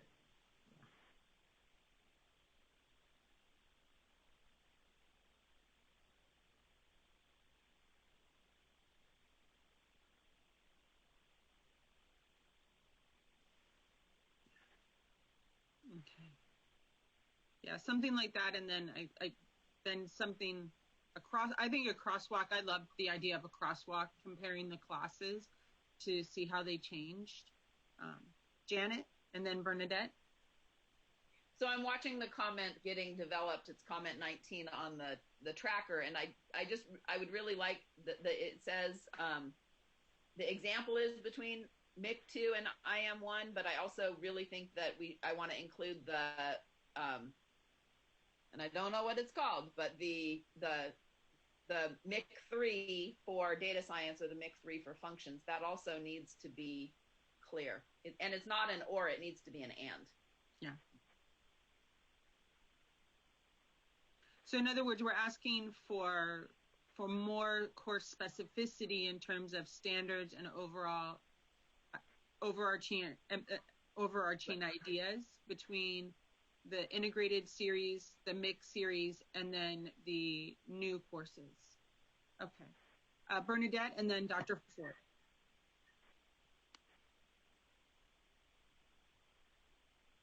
Not to compound it, but chapters 6, 7, and 8 are labeled mathematics, investigating, and connecting. And so that MIC 1 is also in the 2 other grade bands. And so what I'm saying is, okay, our elementary folks will be seeing this, and they'll be looking at mathematics, investigating, and connecting. And then high school now has a course, right? And so how are we delineating that title as, beautiful connections of mathematics contents and a course for high school?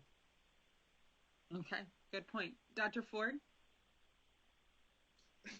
I'm struggling to figure out how we would implement this, because first of all, it is the case that MIC 1 and MIC 2 are implementations of the integrated 1 and 2 standards. So there's not a difference we could talk about. The integrated 1 and 2 just are a list of standards. They're not courses.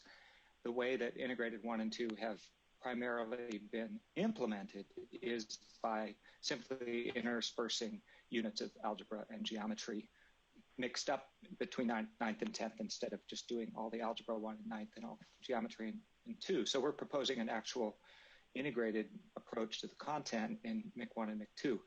So there's not an actual difference, and we say that they're implementations. But a bigger issue is that these courses are intended to be designed, student activities should be designed around big ideas and not around individual standards. And so the discussion in the introduction about the standard by standard approach to instruction versus a big idea approach to instruction applies here. And so I'm trying to figure out how we could give enough, I don't want to say detail, because that's where we get in trouble, is when we lead with the minutiae instead of the big ideas. And so Delta Group talked about this. Do we specify domain level or cluster level to talk about the content in each of these courses? So that's my struggle in figuring out how to implement this recommendation. This change.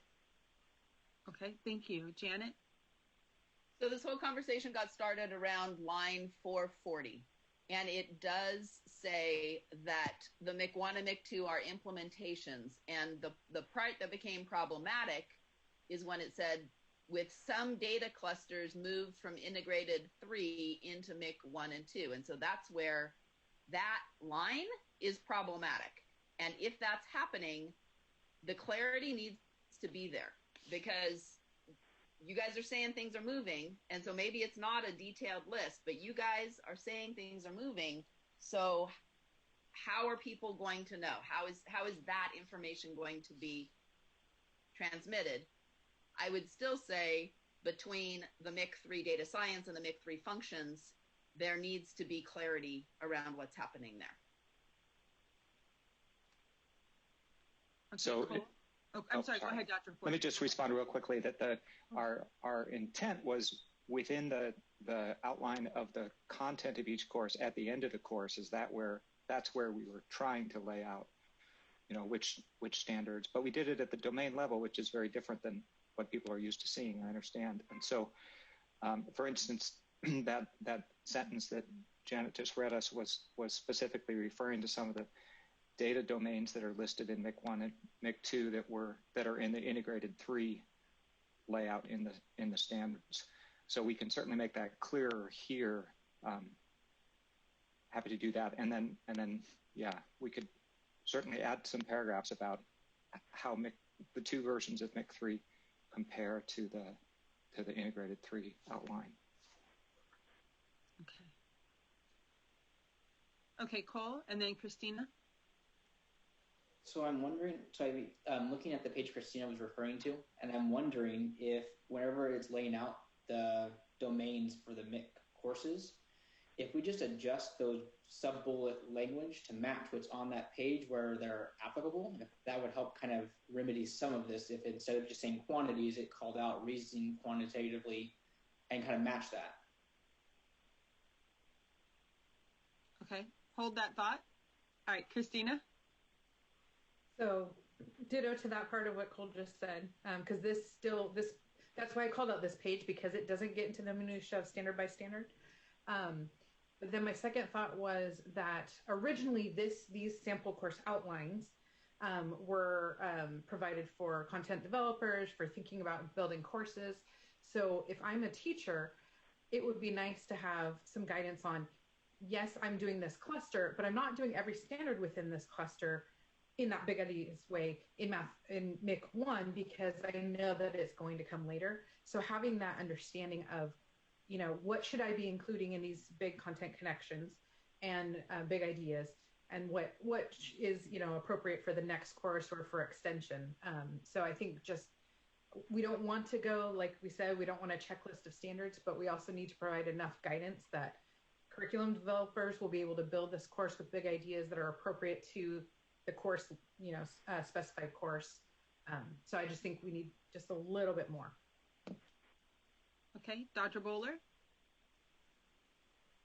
Thank you. I just wanted to jump in a little bit on with a note about the data science course and what that might be.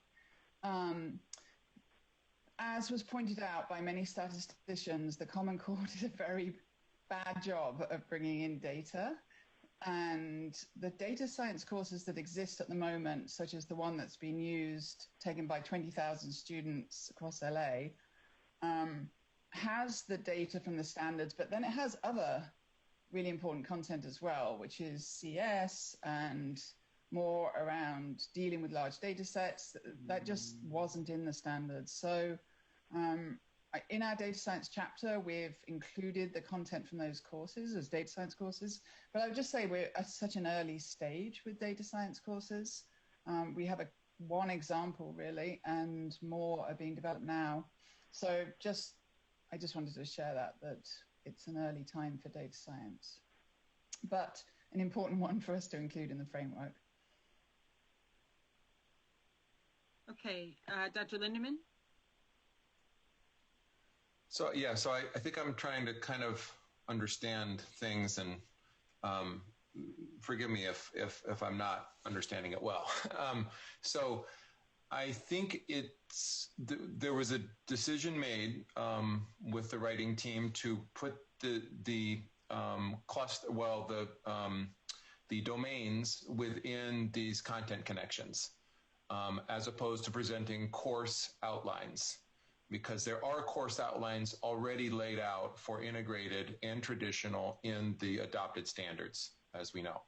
So if it wouldn't be too much work for us to go through and make a MIC 1 course outline of the domains. They're already listed within the content connections. So we could compile one of those. But then it seems like then we would need to repeat that for integrated and then for the traditional as well. So this would add a lot to this chapter. So, but if folks feel like they're not going to really know what's in these proposed courses unless we have an outline, then I guess that's important. And while we're not wanting to get down to the standards level, because that's kind of the purpose of more of these bigger ideas, is that we're trying to emphasize is not getting down. You can accomplish a lot of standards by just focusing more on these DIs and CCs as we lay out. But I do think that having an outline, I could see some usefulness certainly to that. And we can talk more about that as a writing team, or you can direct us to do that more too.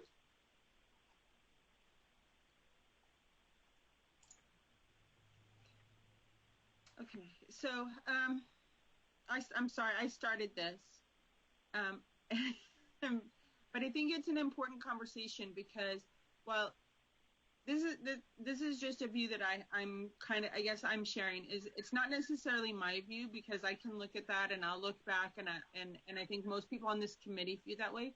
But when we try to work with other teachers who are needing more direction and exactly what that looks like, that's where we're a brand new teacher is, I think, what we're looking at, is what we're looking for. So I think that's where we're at. Dr. Ford? It's sounding to me like moving the course content descriptions to the cluster level rather than the domain level would meet a lot of people's needs anyway, and giving some level of specificity that's more than what's there. Is that accurate? I mean, I don't object to that, and we could certainly do that. Yeah, I mean, for me, I think what's said there is getting to the point. I don't know if anybody else feels that way.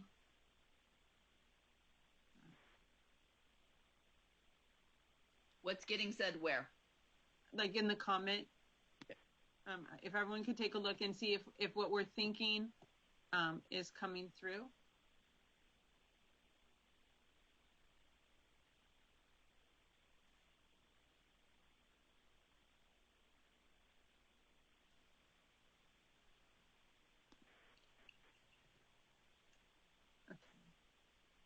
Lindsay, and then Janet.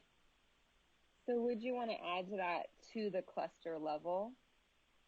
So like having the big ideas is great, but then what are the clusters within each domain that go with that? That way it's not, that way there's a little bit more information and support. Okay. To the cluster level, okay. Sorry, where am I adding to the cluster level?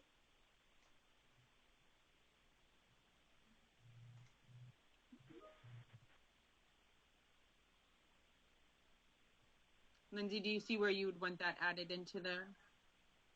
So like call out any differences or teacher to the cluster levels, or teachers need clarity on clusters between integrated series and new courses. Maybe that would be better. So the second sentence. Sorry, could you repeat? Teachers need clarity at the cluster level between integrated series. Right, Lori? Is that what we're trying to say? Yeah, I just feel like I'm just trying to view like how when 2013 came out and I would read the descriptor and think about it, and then I would really look at how far I needed to go with each standard in IM1 and what was going to be picked up. And even when we met as, for vertical teaming, when we looked at trying to make connections between like IM1, IM2, and IM3, and who, I hate to say who is responsible for what should they be coming in with, all of that. I just think that guidance is needed. And I know we don't want to teach standard by standard. I know the idea of, I love the idea of big ideas and teaching that and letting the standards fall where they may. But in high school, I feel like the standards are so broad when you read that standard that we just need a little more guidance on what is the I always say the kernel. What is the kernel of understanding that we really want students to walk away with? What are we actually trying to develop here at the MIC 1 level? Okay, Dr. Lindeman and then Bernadette. Yeah, so I know that in making the revisions of this chapter, all those 2 weeks ago, that we did, I know, have multiple conversations about where to put this. This seems like an important, it's kind of gets buried in the narrative, right? The fact that this is an important thing. What we're saying is we've sort of got these MIC courses, but the fact that they cover the same standards as the integrated 1 and 2 does kind of get buried in the narrative here. So I guess I really see what you all are saying about having a table, and when there are differences to point those out explicitly, like Janet had been saying before. I could see that would be really useful and and may help folks understand it better. So can I just ask the writers this really quickly? What you're seeing in 19, do you feel like that's encapsulating direction to you from the conversation that we're currently having? Yes, except for I don't know what a crosswalk is. So if there could be an example, I don't know, is the page 30 in the math framework, is that the one that Lindsay had shown? Yes. Okay, that doesn't look like a crosswalk to me. It just looks like a list of, right? So if we could see a list, and so this is a little different conversation, is if you all feel that you want to have this thing listed for integrated 1, 2, 3, for algebra, geometry, algebra 2, and for MIC 1, 2, 3, that seems like that's maybe a different directive. Then also, but getting back to the crosswalk thing, if we could see an example of that, or if someone can find one, that would be great for this particular comment. All right, Bernadette, and then Aaron. So 2 things. I am hearing MIC as a course. Isn't MIC a pathway? MIC being a way to implement our integrated math courses. So with that as a language too, even the comment is also, I think we need to revise a little bit or put an edit into the comment. My understanding is that mathematics investigating and connecting 1, 2, and 3 are pathways, or these are actions to implement our integrated math 1, math 2, and math 3.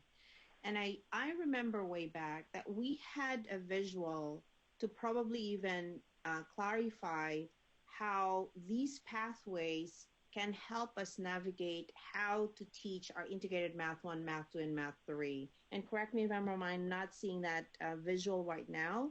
So maybe even a visual to help us make sense of how this implementation could be done using our integrated math 1, 2, and 3 content standards is going to be very, very powerful to help our educators understand how we can do that in the classroom, and how our instructional materials or publishers can create ways to do integrated math 1, 2, and 3.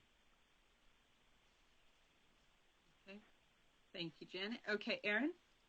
So just what I was hearing a few minutes ago, like to have like that list for the MIC, the IM, and the traditional, I really don't think it's necessary to have that repeated for the integrated and the traditional pathways that we've had. There could be a link.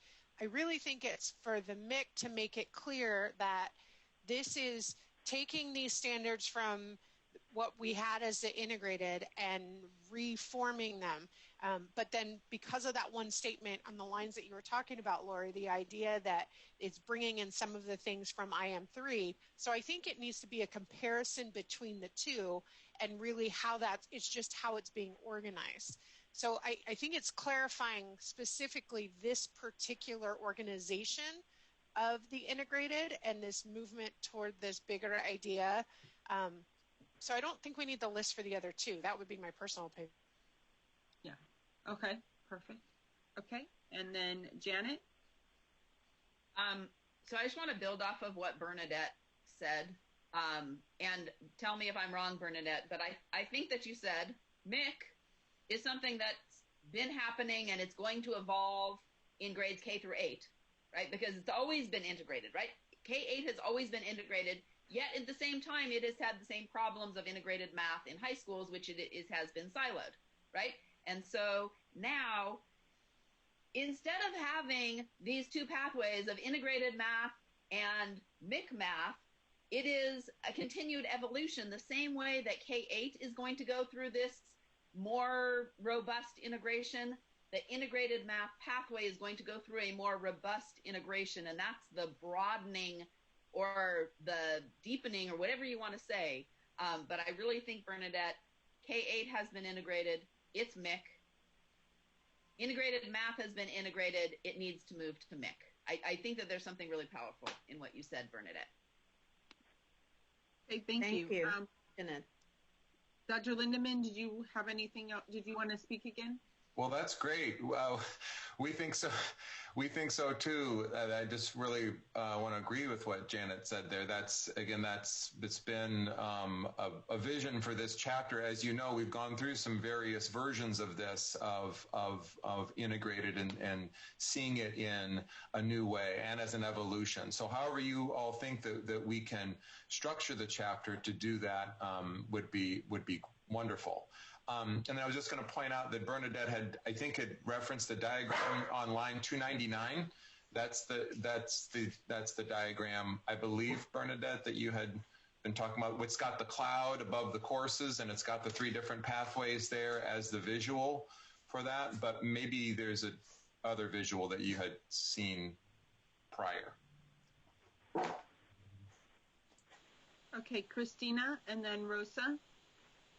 I just wanted to say that I emailed a sample of what a crosswalk looks like to the box, and it was actually way back when we were talking with districts about the AGA versus integrated pathway, and it's got basically clusters listed, and it kind of just shows where they're at. So just as a sample, I wouldn't use this exact one. Obviously, it's not appropriate, but it just what a crosswalk might look like.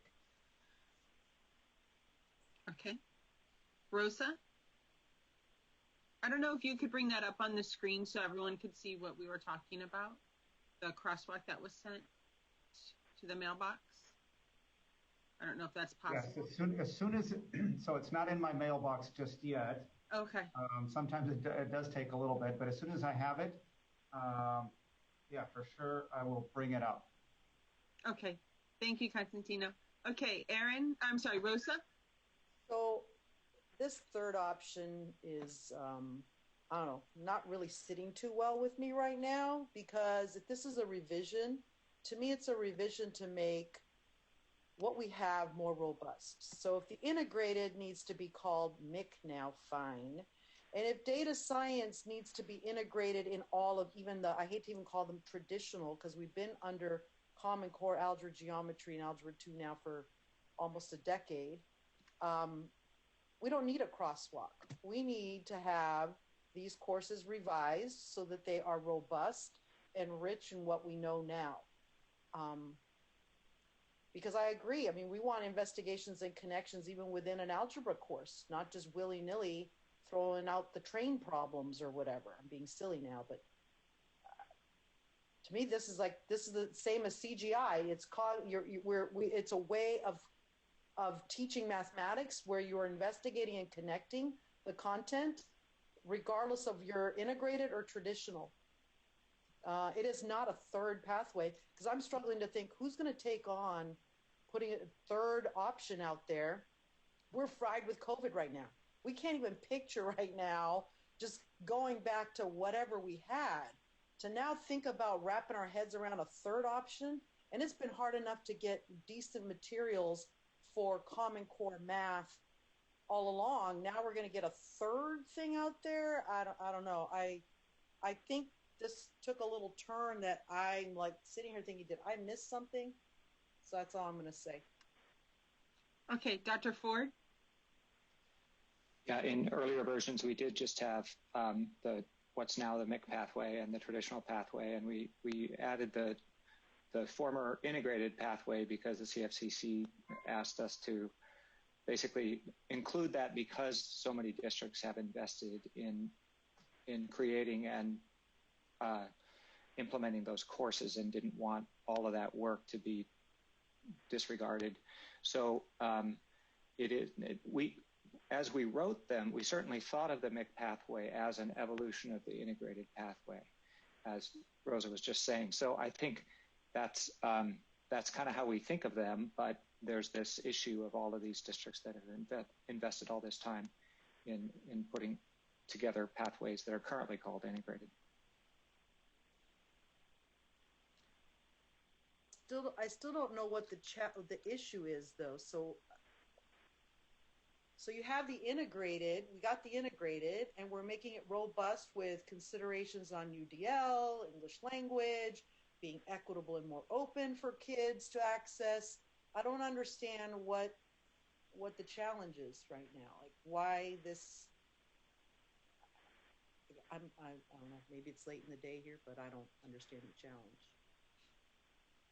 Okay, Janet? So I'm going to go back to what Rosa said. Not Rosa, what Bernadette said. Bernadette said that K-8 has always been integrated, and with this new framework, we're redefining integration in a more robust way. So in the same way, if districts have invested in integrated Math 1 and Math 2, what is the difference between saying that this integrated Math 1 and Math 2 is now a more robust investigating and connecting? And Bernadette, I really would like to hear more about what you're thinking, because that's what it is. So we don't need 3 of these. We need 2 of them, and they need to evolve towards teaching to big ideas. And I would argue that you still can do that in an Algebra 1 and a Geometry course. I still think you can do that. You could have a MIC integrated 1, and you could have an Algebra 1 integrated 1. Maybe it's not quite as integrated, but you can still teach around big ideas. Okay, Christina, and then Aaron. So as Janet was talking, it made me think of a visual that I've seen that had the shifts, instructional shifts. So I wonder if we talk about, okay, here's what we have done with integrated. Here are some shifts we can make that would push it into mathematics, investigating, connecting. So where you might see this in an integrated 1, here's how you could improve that, or here's how you could push it forward into what we're, calling for in this framework. So maybe rather than a crosswalk, it's like, what are some shifts I can make? What are some differences in instruction that I can make that would help me make it this more robust implementation? Okay. Thank you. And maybe that was my own confusion when I was looking at the 3 different pathways. I agree with Janet. Okay. Aaron, and then Diane.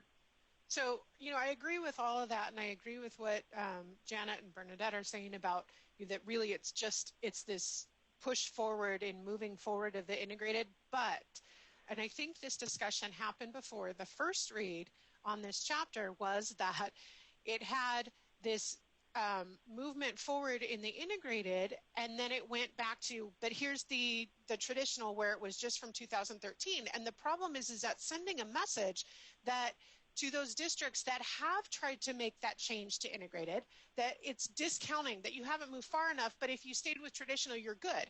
And the problem is what we had said is that could discourage districts to be like, well, why did we bother making a change in the first place? And like my district right now, we made the change to integrated, but we have teachers that are crying to go back to traditional because it wasn't broke. Why did we try and fix it?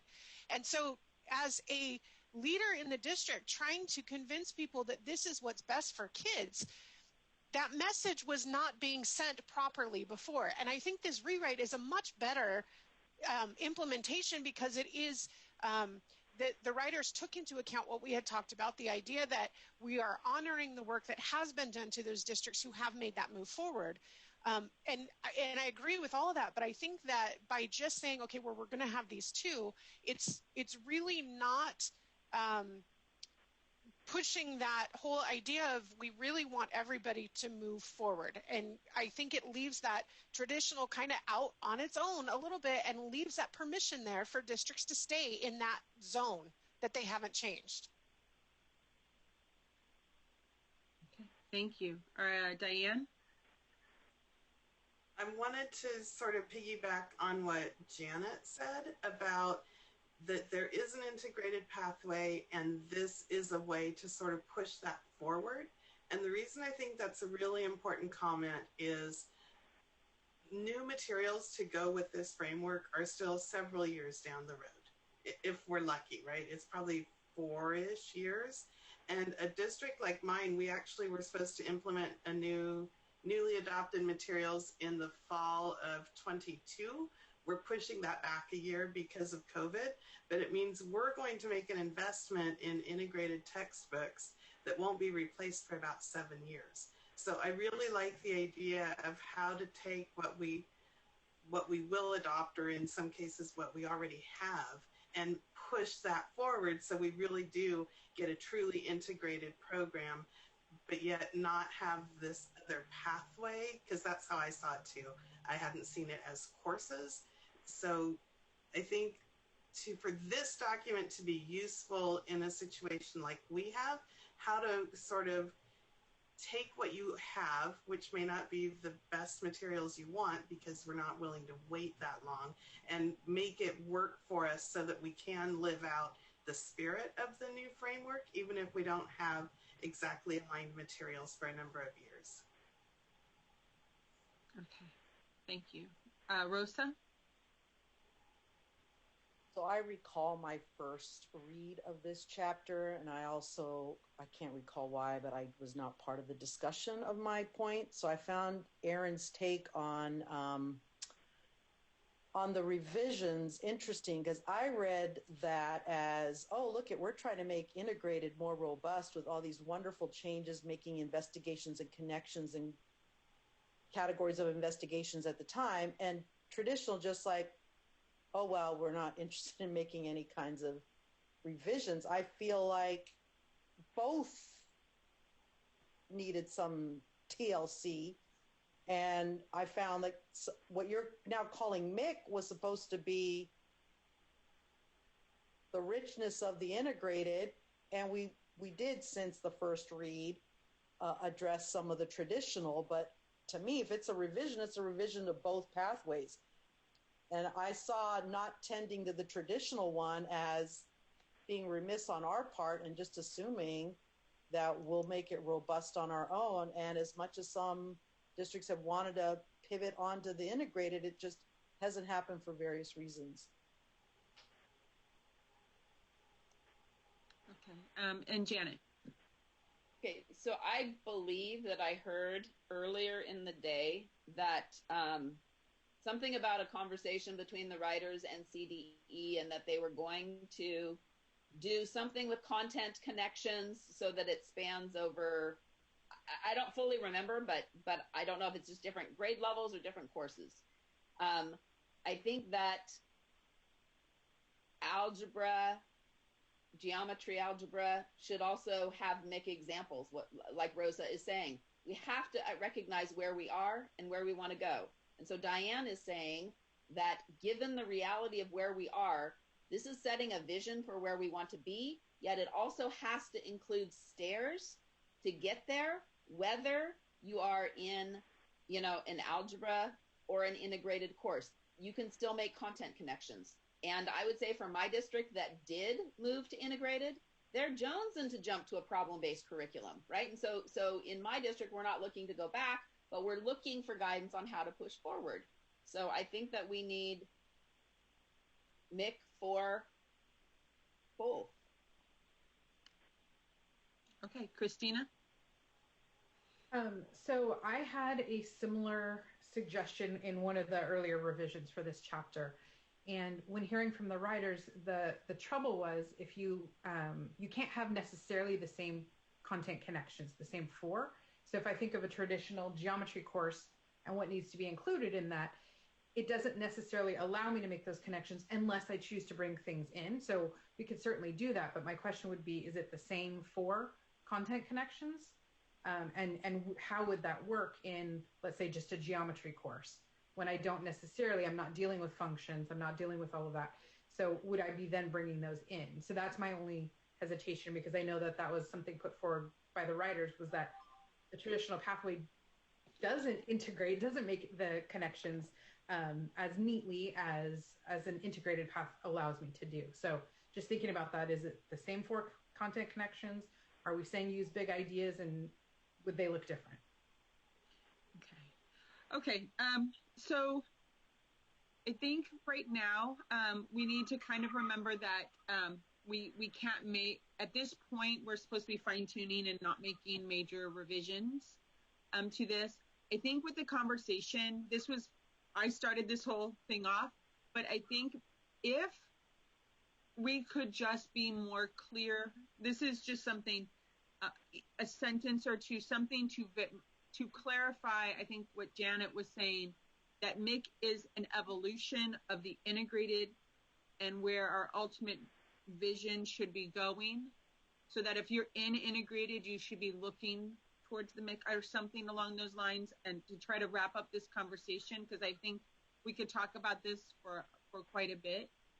So maybe since 19 was my comment, I think I could simplify it to simply be how it talks about that MIC is the implementations of IM1 and IM2, but maybe just being very clear about the connection and the goal of moving towards MIC.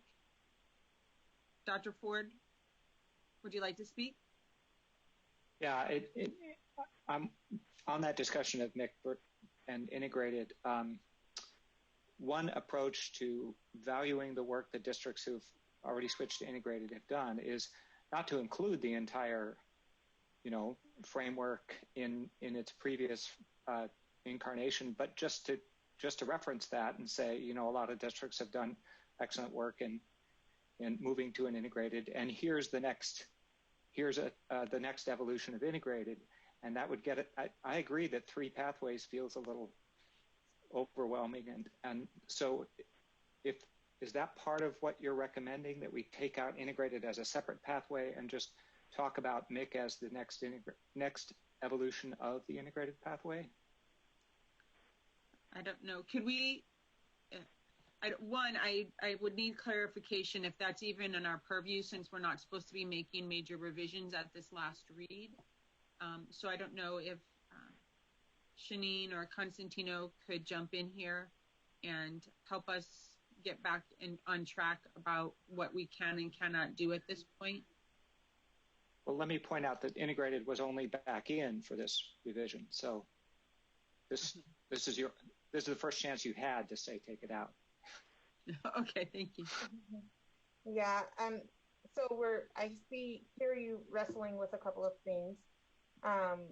In terms of the guidelines, it would be fine if you wanted to have the MIC and have the traditional and not have the integrated, or as we're calling it, that would because the MIC is integrated, it's the evolution of integrated, that would be fine.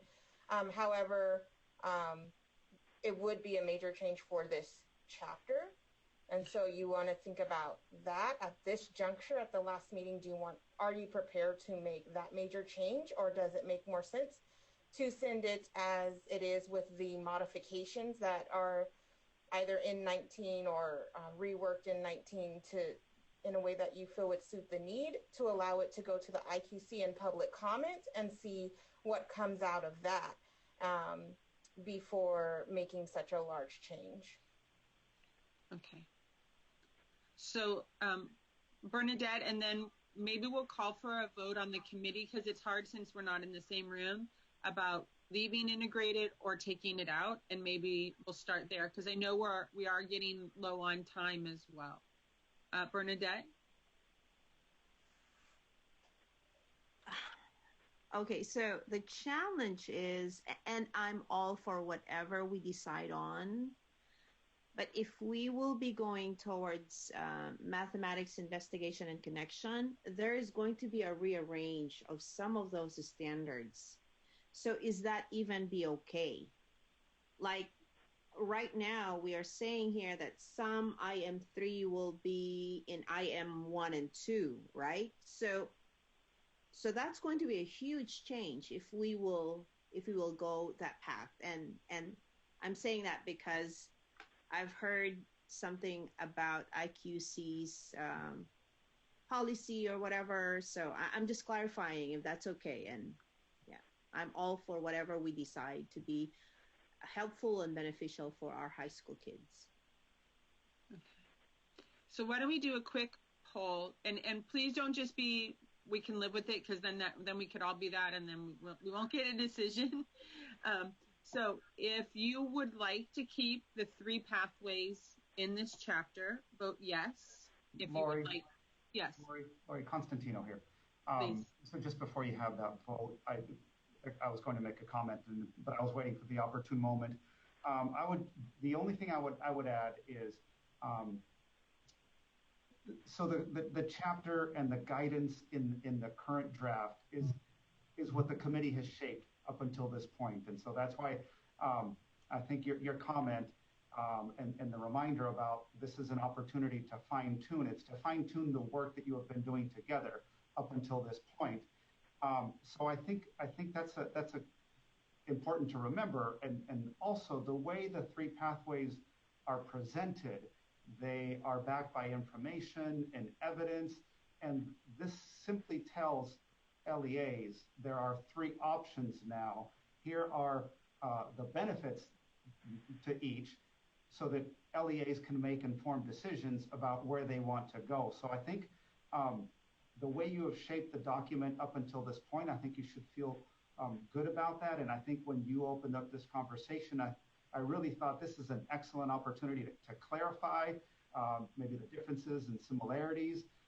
So I think that's where I would like to invite you to go, is to fine tune the guidance that you have been so diligently shaping up until this point. Okay. Thank you. So if we're recrafting, regarding item 1, be clear about the connections and the goal of moving towards MIC. And you said it, Constantino, and just provide lots of, I think just we need to be very clear about the purpose about the courses and where they are, what they encompass. And that was just where I was going with the whole thing. And then we kind of had a bigger conversation. So any last minute comments or any big clarifying things that you need to put in there? Okay, Diane and then Janet. I'm wondering if we could add at the end of that comment to provide clarity about the courses, either versus the pathways or and the pathways, because I think a few of us have had confusion about whether the MIC is a pathway or if it's a series of courses. Good point. Thank you. All right, Janet? I think out of that paragraph at the bottom, the line that says add a discussion of shift or other forms of guidance in moving towards the MIC is a line that can come up. Okay. Be its own. Yeah, towards the revision. Perfect. Right. Okay. So with that being said, we're gonna, and then can you just maybe add to that too? Any shifts between IM1 or the 1, 2, and 3 need to be clearly called out because of that line on 440. Really, that was the only piece that concerned me. Okay, Janet, did you have something else to say? Okay. So, okay, Lindsay? Is that, we had added before, the differences at the cluster level still necessary or not, but I just wanted to put that out there to see. Like if they're talking about the differences or the shifts. Okay, Christina. That change it? Okay, that's a good idea. Christina? I just wanted to make note that in comment 18, which has already passed, it does say after the domains, right in parentheses, the clusters that are being discussed. Okay. So we actually have guided the writers to include to the cluster level. Okay. So it could be, maybe a little even asterisk. This was previously in Math 1 or Math 3 and is now in here, so maybe it could just be to denote anything that's new to a Math 1 course. Okay. All right. So what a great conversation. Thank you for everyone for participating. So we're looking. I'm sorry to interrupt. I'm wondering, this is Letty. I'm wondering, I left this language in parentheses below just because I was pulling from it to help me keep up with what I thought you were saying. So I need to know if this should go away, this language. I pulled everything out of it. Does anybody else need anything out of our brainstorming from before?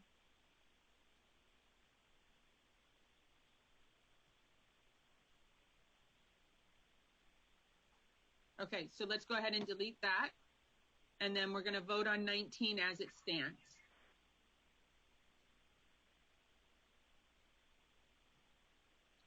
Okay, so if we could vote on 19 as it stands.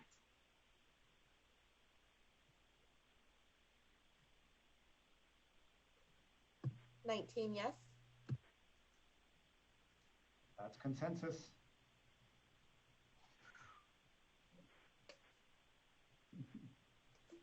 All right. Thank you all, and I apologize if I took us off on a side bender. I just was looking for clarity. Thank you. No, thank you. Thank you, absolutely. Thank you, Lori, and thank you, committee, for such a rich discussion. Thank you so much. Okay, we are just in the nick of time here. We will go, we will begin our preparation for the final discussion of chapters 1 and 13. And just a reminder, they will be in reverse order. We will start the discussion with chapter 13 and wrap up with chapter 1 in both the small groups and the whole group. And so to get us going, to contextualize both of these chapters, we have once again Dr. Lindemann and Director Coates. Dr. Lindemann? Yes, thank you. Yes, so I guess last for this meeting are chapters 1 and 13, the introduction and the glossary. I think they're fitting. They bookend the framework for us to now talk about based on the conversations we've had about the other chapters in between them. So they have, like the other chapters, have had some quite a bit of restructuring to them, especially chapter 1, with including now the drivers of investigation and the content connections and the visual diagram and such. Those are also included in the glossary. Chapter 1 specifically, there was more of an effort to address UDL in that chapter, as was called for in several comments from you all. In chapter 13, I'm just going to read a little bit from the intro. There's an intro paragraph that I hope folks don't skip over, what readers skip over when they read this.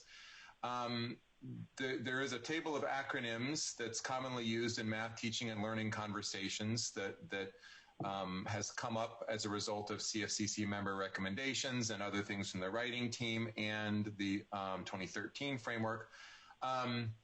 There are many definitions that, let's see, some terms are defined in the chapters with their initial use, and those definitions are repeated. Those terms we've tried to make an effort to bold them the first time. Though we should note, and we make note of it in the introduction here, that many of the math terms carry multiple interpretations. For example, defining function, there's a number of ways to define a function. So this is something that I think that hopefully that the committee can talk about a little bit. Teachers are encouraged, we say, to rely on the math definitions provided in the curricula adopted by their local education agencies. That should be where they should rely upon. The terms that are in the framework are more to help folks at a glance maybe get a sense for what a term is that they're unfamiliar with. And then another note is that the 2013 framework contained a glossary, and it had a bunch more math terms in it. I think there was an effort to define a lot more terms in the standards and things like that. That just seems where we're bordering on curriculum and not a framework, which is more guidance. So just wanted to point that out to folks. Thank you all for reading and providing comments. We look forward to revising these 2 chapters with you all. Thank you.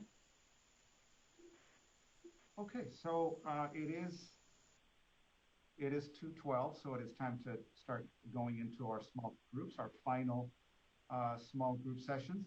So once again, our small groups are on the screen, no changes. And there are our links. And so we have a break in order right now. I'm sorry. We do. We're just going to, have a small break. So we will see you at 2:20. So take a quick break, and we will see you in the small groups at 2:20. Thank you very much. Welcome back, everyone.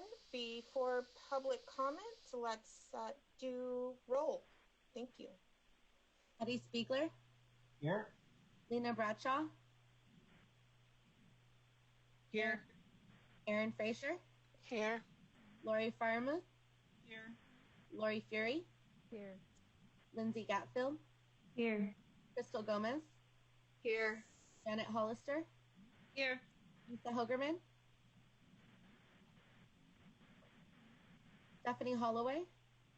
Here. Andrew Heffaker. Here. Janie Kim. Here. Rebecca Pariso. Here. Christina Rubalcava. Here. Theodore Sagun. Here. Bernadette Salgarino. Here. Cole Sampson. Here. Rosa Sarratore. Here. Diane Wilson. Here. We have 18 present. Thank you, Denise. Constantino? Yes, thank you. It is now time to open our meeting for public comment. Members of the public, you are encouraged to make your comments by calling into the number on the screen and pressing *6 to be added to the queue. Once you're connected, we will acknowledge our commenters in the order that they called in.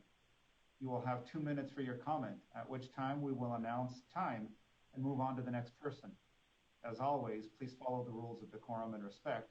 You may also submit your comments in writing to the Math Framework mailbox on the address shown on the screen. Written comments received during the last 2 days will be provided to the Instructional Quality Commission for its consideration at its January 2021 meeting. Comments received will not be read aloud. Before we start, we need to mention that there is a delay in the live stream. Therefore, we will allow just a few seconds for that.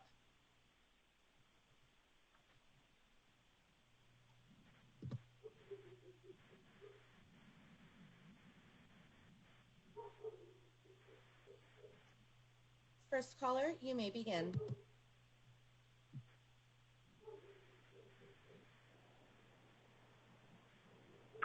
Hello, this is Jerry Lieberman, State Education Environment Roundtable.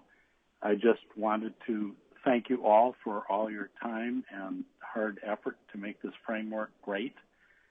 And I appreciate the time you took to review the comments submitted, not just by me, but by all of the public commenters. It's very helpful and appreciated. Thank you.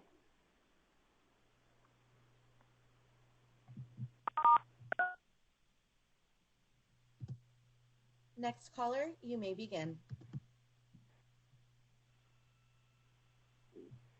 Hi, this is Manuel Bonrostro, Policy Associate at Californians Together.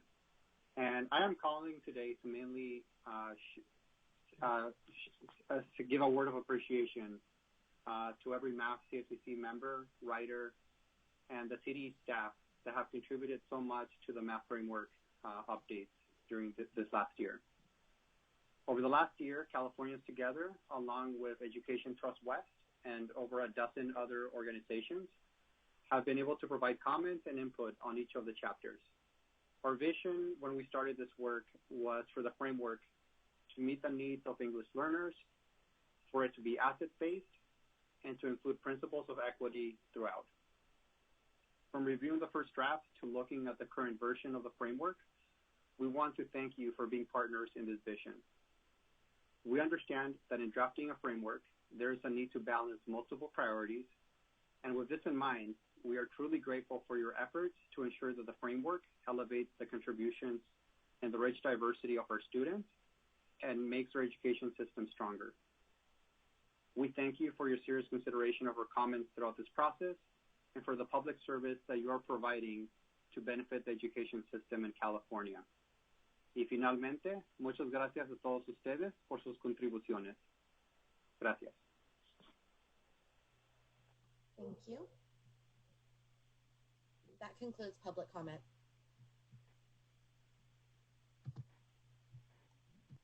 Okay, thank you very much. We will now then proceed to our final whole group discussion on chapters 13 and chapter 13 and chapter 1. I will now turn it over to Diane. Right, thank you and good afternoon. All right. Oops, wait till we'll get the document up on the screen there. And there are a number of comments for chapter 13 that are highlighted yellow, so we will discuss those and vote on them. And then there are a number of new comments also. There we go. So we will, oh, you good? All right, we will start with comment number 1 to add the term classical knowledge to the glossary. Any comments on this one? Rebecca, go ahead. I just know that my group, we were a little confused about what classical knowledge might be, and if that's a word that someone would want in the glossary, maybe they can help us with the definition. Thank you. And Erin.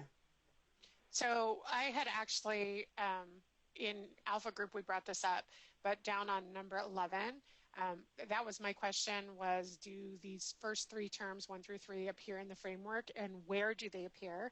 And if they don't, I was asking Theo whether they should be included and where in the framework they should be included, so they're not just listed in the glossary without any context. Thank you. And Theo, you have your hand up. Yeah, I suppose I could say 2 things. One, this got lost in the shuffle back in, I believe in September when we were engaging with this chapter.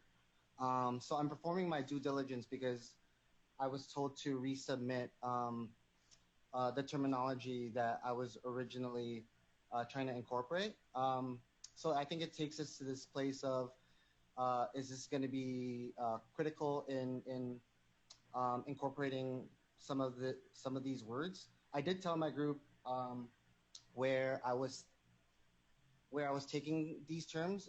They essentially come from Rico Goodstein's work,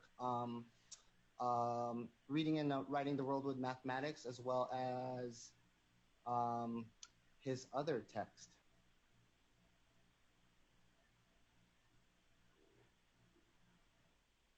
Thank you. And any other comments? And Theo, I think one of the questions, and maybe there was an answer there, but I missed it.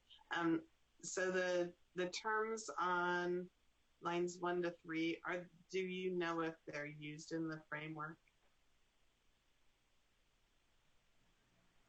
I remember that there had been an article from Catherine Ye. I'm not sure that they are, but there was definitely an article that we referenced from Catherine Ye where some of these terms also came from, but I'm not 100% sure. In fact, yeah.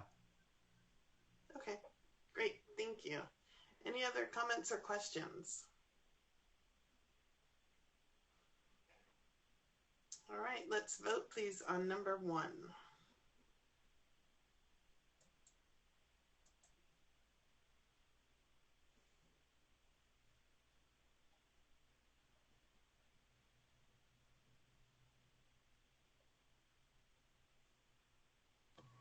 Three yes, 8 no, and 8 I can live with it. We do not have consensus to move number 1 forward. And number 2, any comments or questions for this one?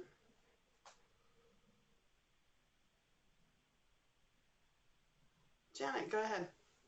So I think what I'd really like to ask Theo is if he thinks that this is that these are words, even if they don't exist now, if they should be existing in the framework. I can make up definitions of what they are. I can make up an understanding of why they might be included, but I'm only just guessing. So I'm wondering, Theo, are these words that we all should be knowing and they should be included in the framework, that there's places in the framework for them to reside, or whether it kind of got lost in the shuffle and this is where we are now?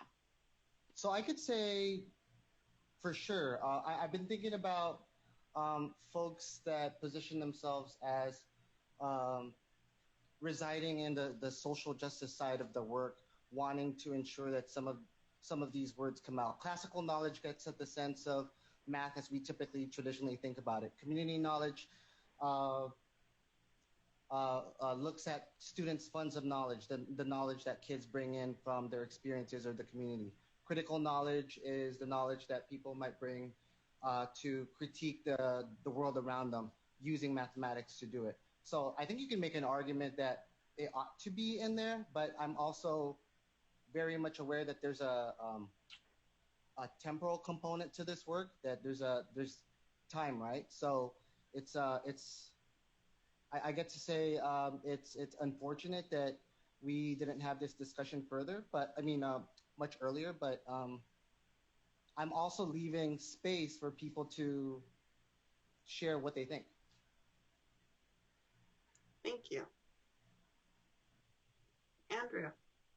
I feel like these terms, whereas they may not be in the framework itself, the concept is in the framework in many different places. So I don't necessarily think that we need to add them to the glossary because I feel like the ideas are already very well represented throughout. Thank you. Anyone else?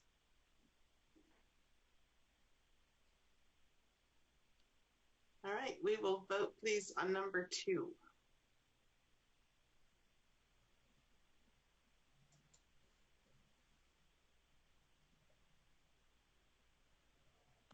One yes, 9 no, and 9 I can live with it. We don't have consensus to move this item forward. This will become red as well. 1 and 2 should be red. All right, and any discussion or questions for comment 3?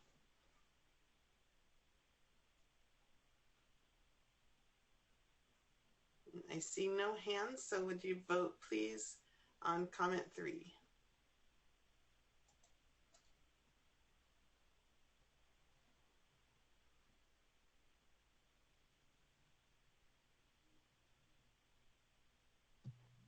And no, and 9 I can live with it. Can you repeat the vote, please? 10 no, and 9 I can live with it. We do not have consensus to move 3 over. And comment number 4, Lindsay. Santina, I'm following along on the actual document on my screen on my other computer, which is why I keep looking over. And those are red. I'm not sure it's not translating to the screen that's being shared. Oh, this is alphas, not the whole group. Okay, that's why. I was gonna say I was gonna comment on 10, and she said 4. I was. Okay, thank you. Yeah, I was looking at the live document too and not at the screen. Sorry. Here we go.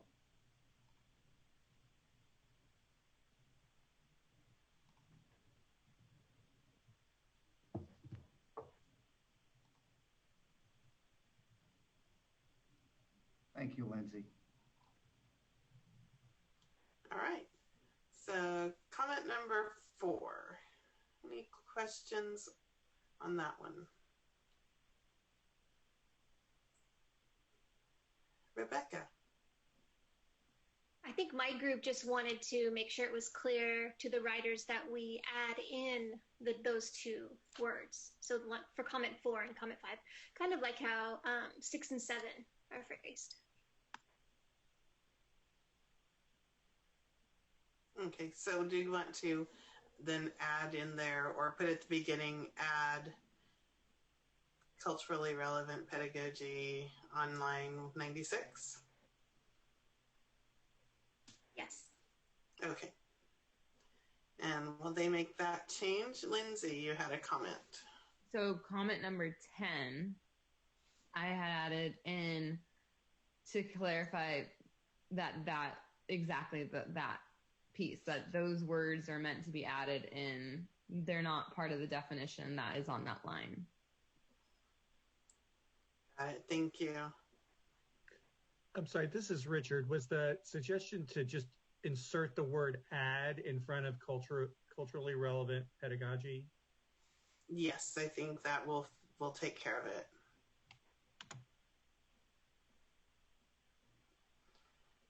Thank you. Any additional comments? All right, vote please on number 4.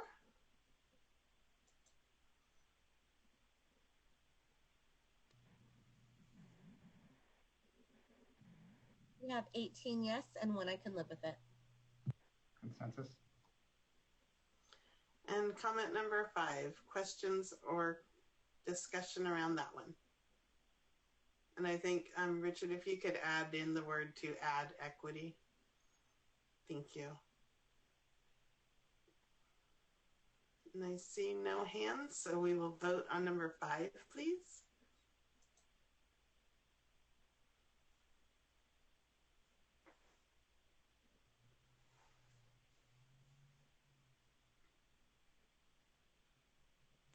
$18 yes, 1 I can live with it. Consensus. All right, we'll move to comment number 8. Any questions or discussion around that one?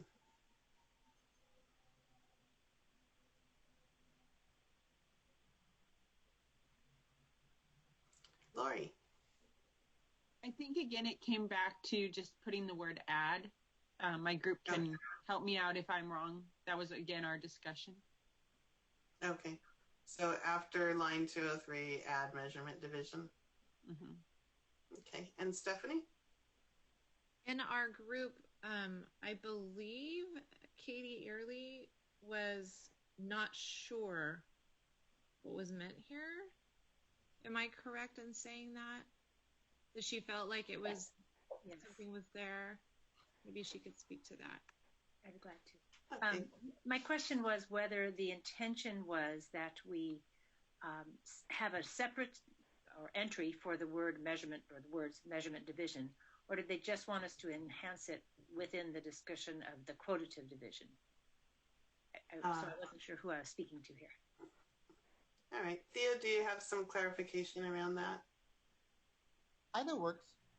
Okay. I wasn't sure. Maybe it's... Okay. I would want to make sure I'm meeting your request. Thank you. All right. Oh. All right. And there were hands, but they're gone. Oh, Dr. Lindeman, there we go. So I think, so measurement division and repeated subtraction are both in the definition for quotative division, but they are like in a second sentence or something, like they're kind of buried in there, I think maybe. And so I could see both ways, either having a different entry and says see quotative below, that would be pretty easy and I think would really clarify it for folks. But we could also move that second sentence up further. If someone wants to write all that. It's pretty easy changes to make, but writing it out. Hard. Yeah, it won't be hard to fix. I just wanted to make sure if you felt it was important that it be a separate entry, we could do it that way. But I like your idea, Brian. We'll say C also quotative. Sure. And so say one more time what you would like Richard to capture. So I think it was create separate entry for measurement division.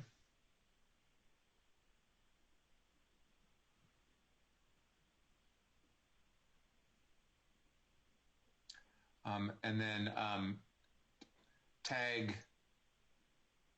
said entry to quotative division entry.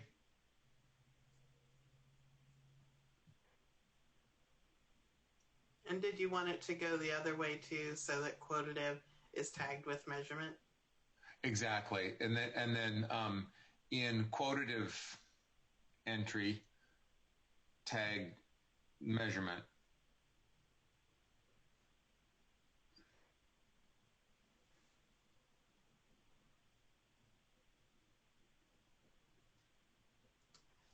Yeah, measurement entry. Yep, right, I think that will do. Thank you, Richard. Okay, so I'll give everyone a second to read it the way the comment is now.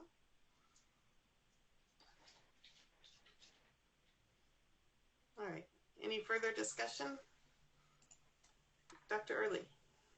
Tiny thing, but I'm quite sure it's QUOTITIVE, not I was going to mention that as well. Yeah, we've gotten it wrong. We've gotten it wrong before, so let's try to be consistent there. Thank you. Bugging me now. All right, thank you. All right, so let's vote please on number 8.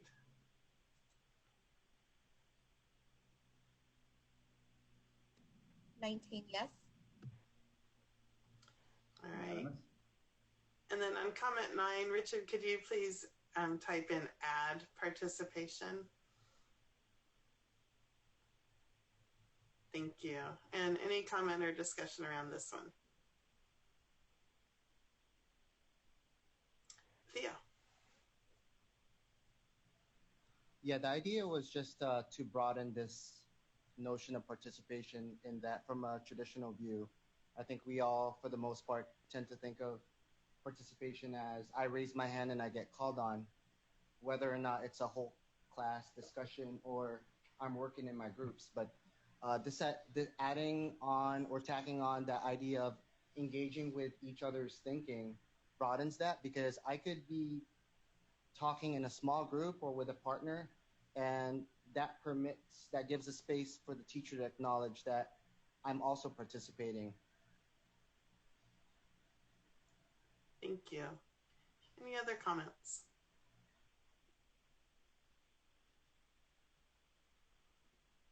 All right, let's vote on number 9, please.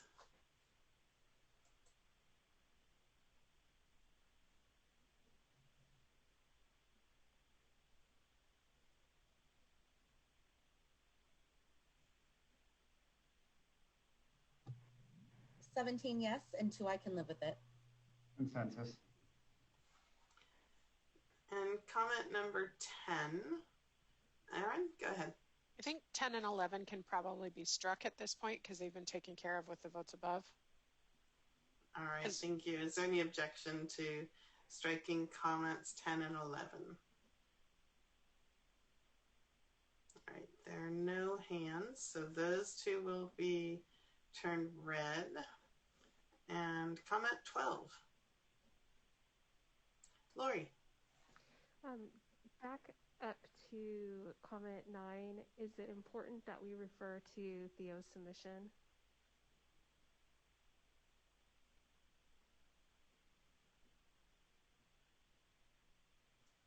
I'm sorry, say that one more time, Lori. I heard most of what you said.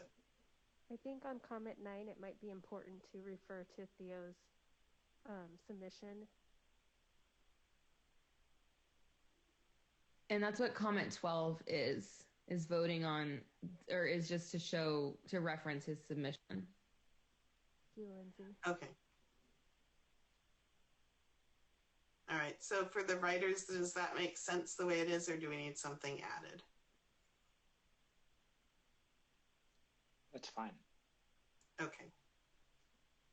Any other comment or discussion? All right, let's vote on number 12, please.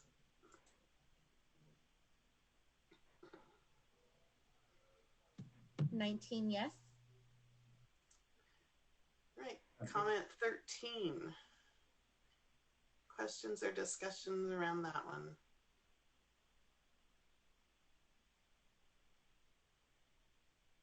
Lori? I remember that we had this conversation in one of our previous meetings about this terminology, and it seems like a much bigger than a definition type of term that gets addressed by the standards and the assessments that people form. Thank you. And Janet? So we had this conversation before, and I could not find it over break, but somewhere in one of the chapters, it does define it.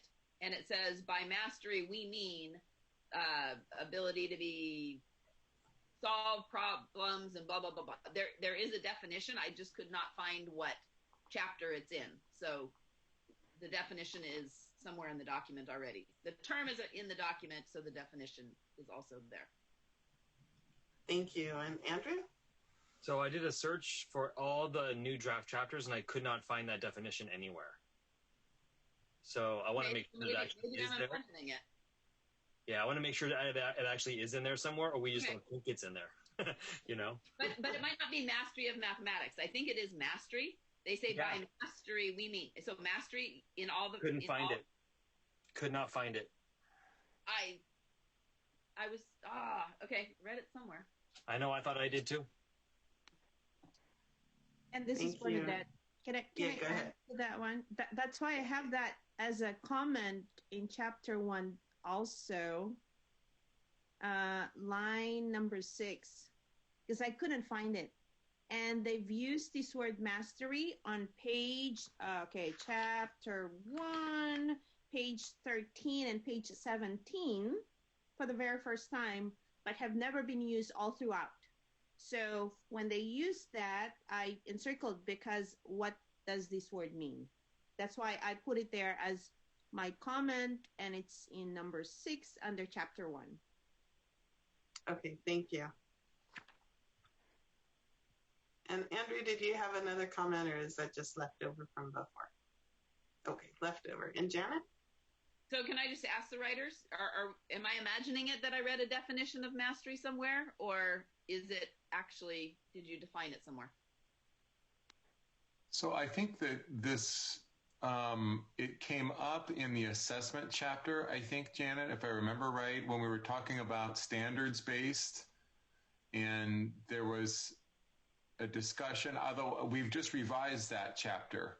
So this might have been a conversation that I just had with Dr. Bowler about it, that there was, that mastery learning was the phrase, that is a thing about achieving certain standards at different times, which is maybe a different interpretation of like standards-based instruction where you're basing it on, like for us here, California Common Core standards. But I don't know that chapter certainly hasn't come back to you all because we're revising that. So I don't know if it's used elsewhere in the framework, I guess is what I'm saying.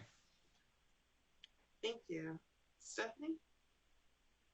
So the page that Bernadette just pointed out, it's page 12 of chapter 1. It doesn't say mastery, it says mastering.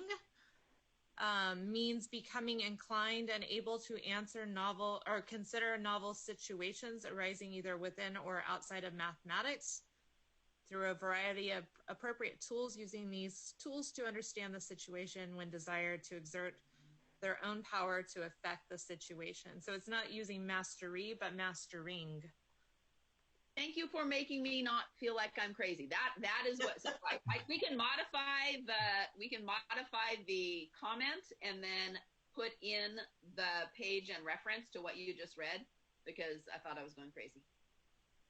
All right, Janet, I'm so embarrassed. I actually highlighted it because I searched mastery and not mastering. I couldn't find it. So Richard, you could refer to chapter 1, line 340 to 344. And it doesn't have to be mastery of mathematics. It can be mastering. That, or I don't know what the phrase is. I would the writer's discretion is on what term they want to define, but that definition that is in chapter 1, line 30, it's not 340. Yeah, 340 to 344.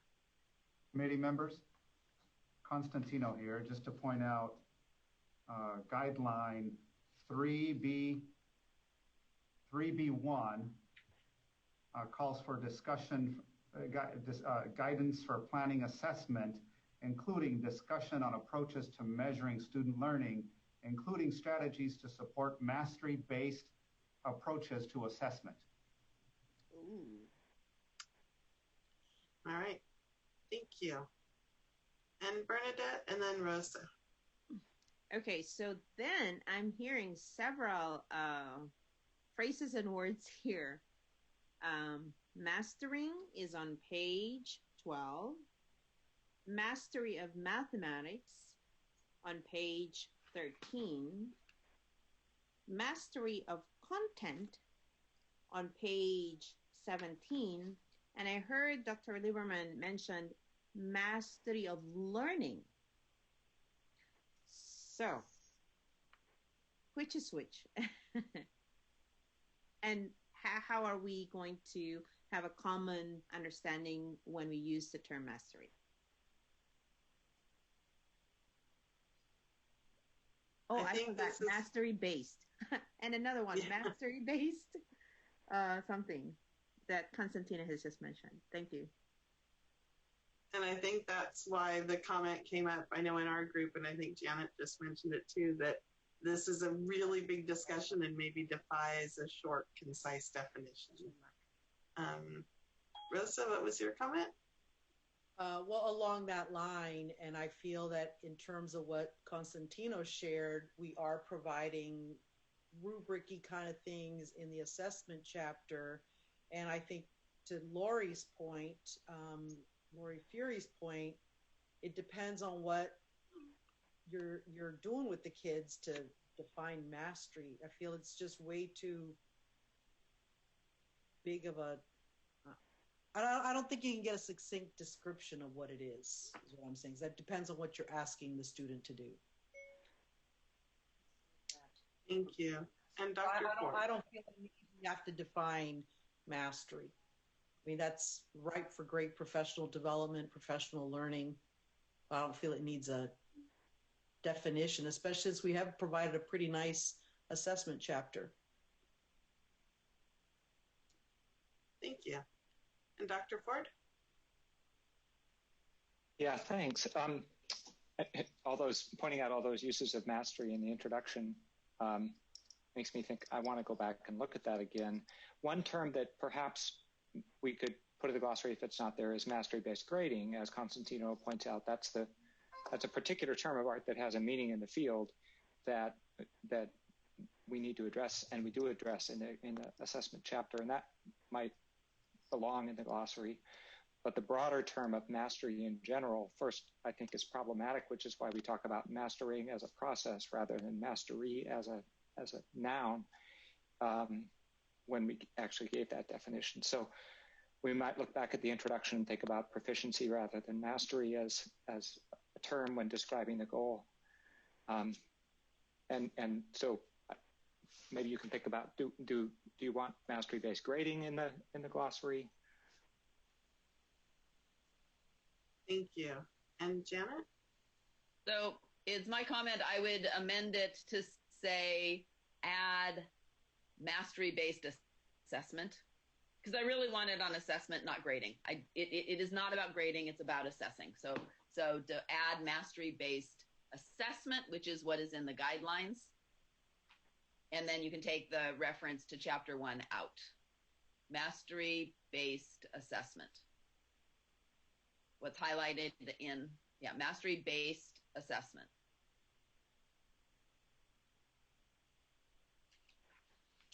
And then you can take out the rest of it.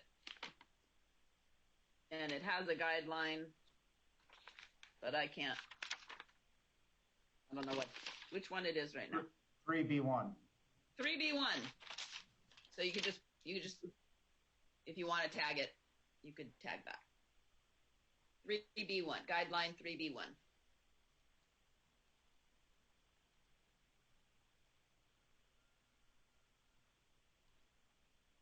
All right. I think we are ready to vote on the amended comments. So would you please vote on number 13?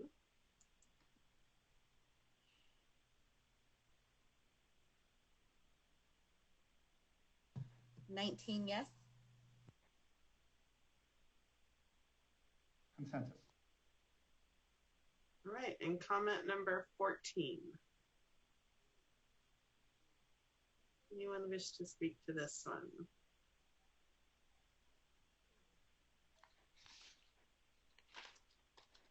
There are no hands, so we will vote please on number 14.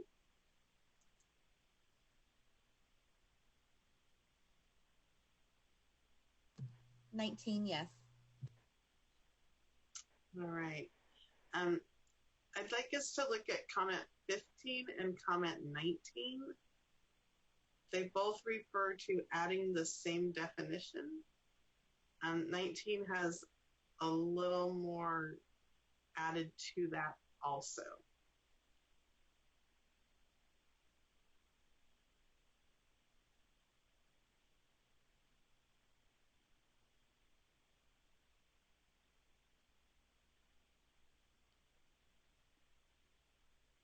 So Lori, are you okay with striking number 15 and us considering number 19?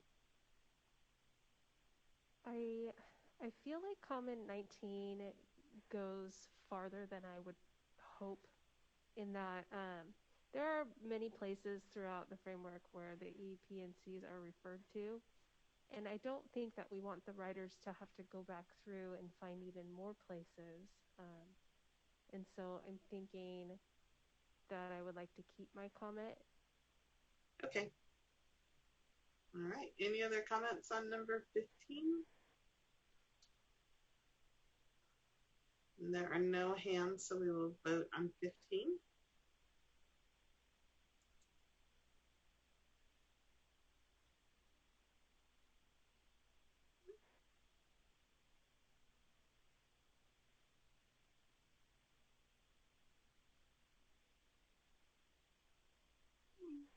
Rosa, did you want to vote? 19, yes. Consensus. All right, comment 16. Any questions or discussion about that one?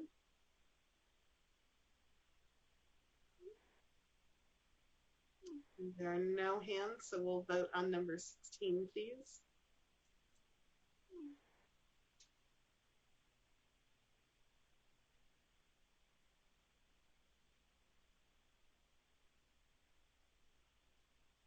Yes.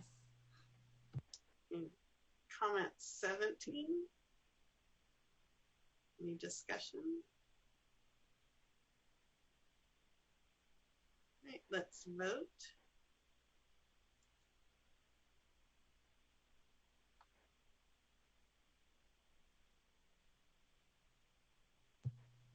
Yes. Comment 18. Discussion for that one? Let's vote, please.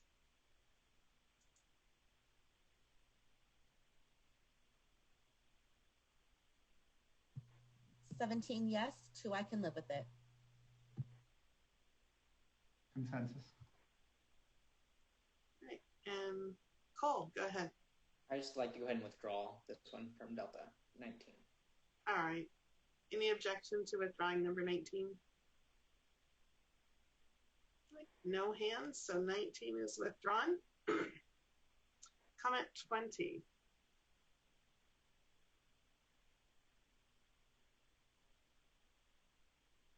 Comments or questions?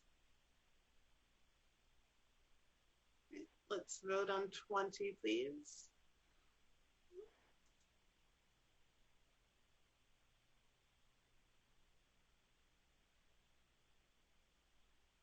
Yes. Okay, and comment 21.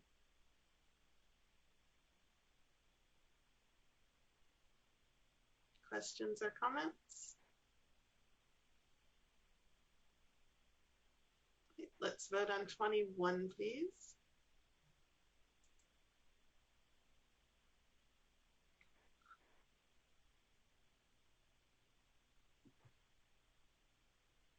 Yes, 1 no, and 3, I can live with it. Consensus. All right, we are moving on to our last chapter. So chapter 1, there are a few yellow comments, and then there are a number of new comments. So we will start with comment number 1 and Bernadette. No, Darren, may I ask Cole why you withdrew your comment? I'm sorry, I'm slow. I'm trying to make sense as... Because that was taken care of. I think what we were trying to get at was actually taken care of in Lori's number 15. And so I didn't feel like that was kind of redundant, and it would have been a little confusing because they offered different things. Okay, I can... Okay. With comments made by Math CFCC members for requesting labeling. Because there are other things within your comment, Cole, like labeling connections to EPCs throughout the chapters, and then B, adding guidance about students receiving environmental literacy instruction per SPE guidelines and Senate Bill 720 and so on and so forth. The way I read that one is it says the request comports with the comments made by members, but it actually wasn't asking that A and B be done. It was just more noting that it had already happened. Did I read that right, Cole? Yeah, and if I remember, like in our conversation, it was really more of just trying to get the definition of EP&Ts was in the glossary, and I think that we had talked about the other pieces, Bernadette, in chapter 1 when we wanted them to have that snapshot, is what I'm recalling. Got it. Thank you, Cole. Thanks. Yeah. All right. So chapter 1, the first comment, questions or discussion around that one? Janet, go ahead.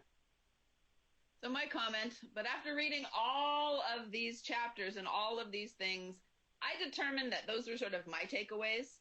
But then as I read back through different introductions and conclusions, they're just not there. And so just like we're asking people, I mean, there's elements of it, but just as they go through revision, as we think about teaching math with big ideas, if the writers can figure out what their themes are, I think I've captured the themes, but maybe not. But as they look at the introduction and conclusion to each of the chapters, figure out what part of the theme is being highlighted. Because I really did read through the introductions and conclusions, because sometimes that's all people read. And so making sure that the forest is painted in the introduction and conclusion, and the details, the trees are going to be within the body. Was sort of my big takeaway after doing all that reading. Thank you. Any other discussion?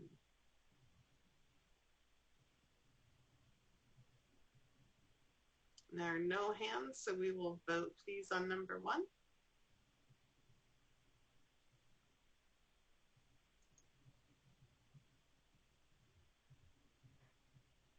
$11 yes and 8 I can live with it. Consensus. And comment number 5, discussion or questions for that one? Janet. So my comment again, we had a conversation in our group about this not going far enough, and we decided not to modify the language of this one, but we added some additional details. I don't remember which one Aaron added onto it, but if we're talking about these pathways in the introduction, statistics needs to be valued. Data science needs to be valued. And in that section, it still feels like it's a push to calculus. And somebody thinks that we need to go farther than what I wrote. Thank you. Christina. So we had a discussion in our group about this as well, and having more offerings. And I think the reason we highlighted this was the idea of pathways. I think for all of us, we've been getting confused with what's considered a pathway, what's a course, what's, so just that language.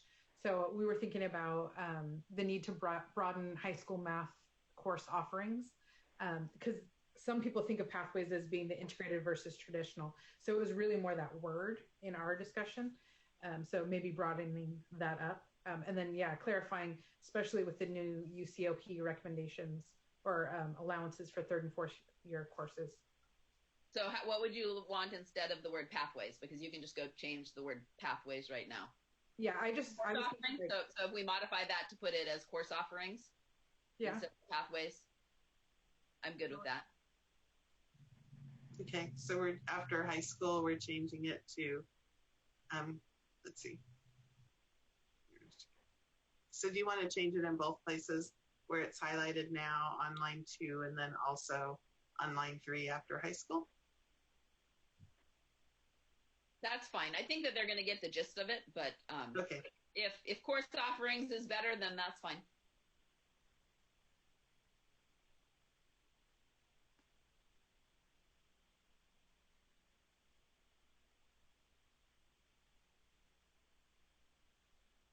And then on the next line down, I think after high school, replace pathways with course offerings.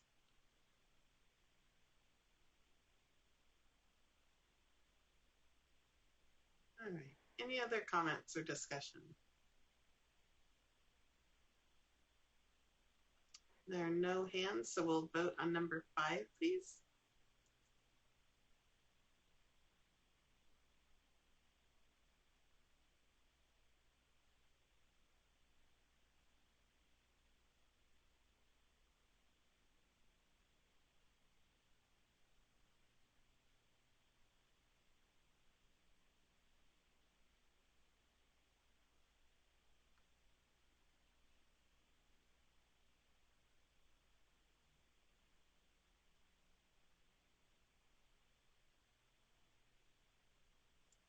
I'm wondering if we lost our person, and I'm sorry, I don't know who it is, who gives us the count.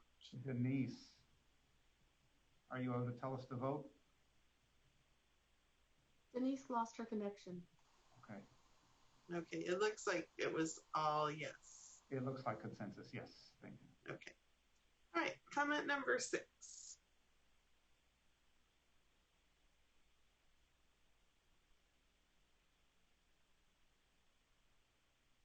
And any other oops. Is there someone who can clear the check marks? A co-host maybe? There we go, thank you. And any comments? Oh, go ahead, Bernadette. I think we had conversation about this earlier, and so I am happy to withdraw this as long as we are clear that the word mastery is going to be changed with another term. All right. Any objections to striking number 6? All right. No hands. So number 6 is withdrawn. And comment number 9. Oh, Theo, were you talking about number 6? I just wanted some clarification. So that sentence would still indicate mastery of mathematics then, right? I'm sorry. Can you say that one more time? Oh, that sentence on line 356, it would still say mastery of mathematics then. So are you suggesting, Theo, that we have to revise this to say mastery has to be, I know, mastery has to be changed with proficiency or something else because mastery is problematic? Implicitly, yes. All right. Dr. Ford. Yeah, that's certainly what I took away from our earlier conversation was that you were going to ask us here to reconsider the use of the term mastery. All right. So then we will not make that one red. And so, Bernadette, do you want to amend this comment at all, or does it say what you would like it to say? So based on our conversation, we said to change the term mastery into proficiency. Okay.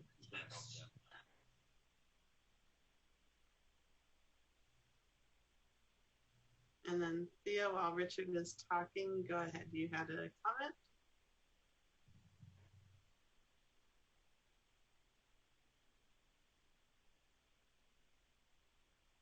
Okay, your hand must have been left over from before.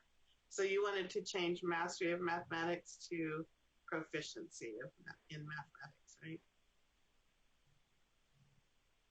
Yes, ma'am. Based off of the conversation that we had earlier when we were talking about mastering and mastery-based and the use of the word mastery on those two specific lines that I just mentioned there.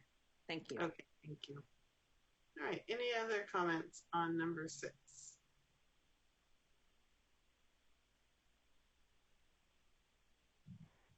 I see no hands, so we will vote on comment 6 the way it stands right now.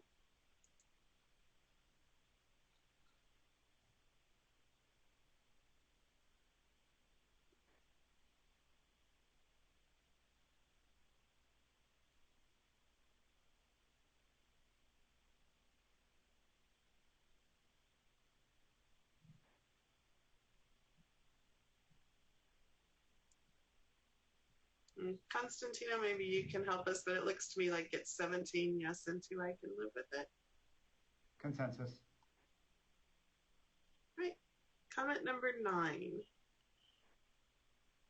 That's Bernadette. Go ahead. Lines 484 to 486. And then we had a discussion about these as well.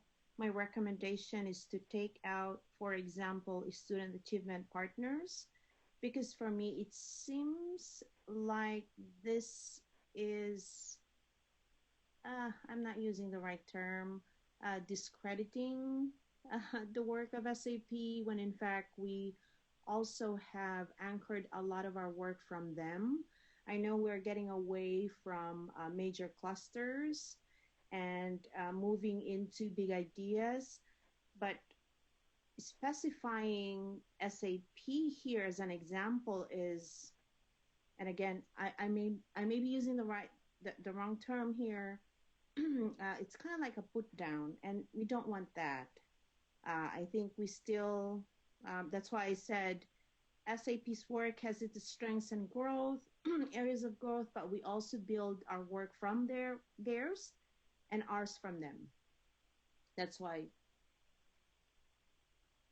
Okay, thank you. And Janet? So Bernadette, I would just say that it's disrespectful. Yes, thank you. It is what I would say. Yeah, thank you. Thank you. All right, and Andrew? I had no idea what student achievement partners even was until I read this. Could we have some sort of definition for it, or a link or something? Because well, do you know Achieve the Core? Well, I mean, yeah, it's the same thing. So Achieve the Core is student achievement partners. But I think if we leave it in, then we could maybe do that as an additional comment. But the proposal in comment 9 is to remove the reference to them. Okay. And Rosa? So I was one in my group who didn't read it as a disrespect. It was just drawing attention to the fact that if we advocate that some standards are more important than others, it could, I forget the term we used in our little team there. Diane, help me with my memory this late in the afternoon. Because I agree with Bernadette and everyone else. A lot of us have used Achieve the Core as a main guide, a support in knowing where to zero in on. They've been awesome with the work for starting off this school year with essential standards.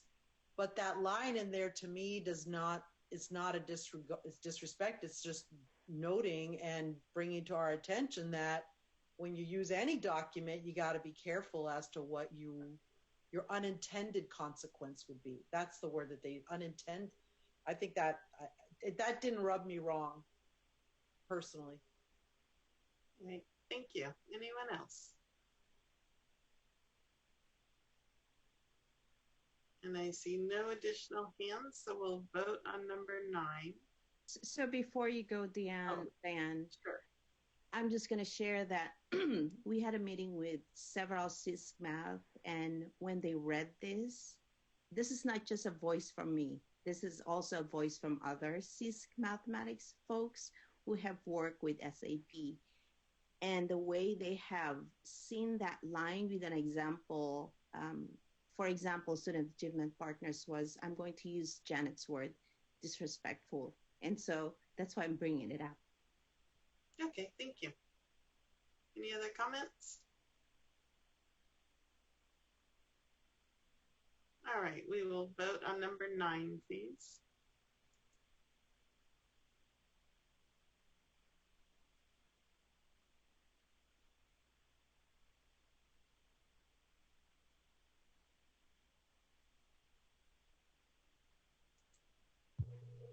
We have 10 yes, 3 no, and 6 I can live with it. All right. Thank you. All right, we're to the additional comments. And we'll start with comment number 13.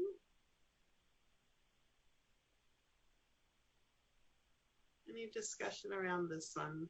Erin, go ahead. So this one was what Janet was referring to earlier. We had some discussion regarding her comment in number 5. But as I read through this introduction and then went through and got through to chapter 8 I think is much more strong. It seemed contradictory in terms of the message that we're sending regarding calculus and acceleration. In this chapter, in the introduction, it seems like we're promoting that we need to accelerate more kids so that they can reach calculus. But then in chapter 8, that verbiage, that message definitely changes to that, questioning, bringing up the UCOP stuff on calculus and the need for calculus and opening up to other courses. And so I think that whatever the message is, I like the research and I understand the research behind it, but it seems like that message was contradictory between what we're saying early on and then what we're saying later. And if you have districts that are only reading portions of the framework and introduction, maybe like I'm thinking like elementary districts that are K8 or TK8, they may not get the part about the acceleration is not something that we necessarily want to push based on just reading the introduction. The introduction seems like we want more kids to accelerate so they can reach calculus. Thank you. Any other comments? Janet, go ahead. So Erin, I didn't even think about that in terms of elementary and junior high, in that the introduction needs to, it needs to educate all stakeholders, even people that aren't going to read the other chapters. So now, that consistency really needs to be there. Thank you. Anyone else?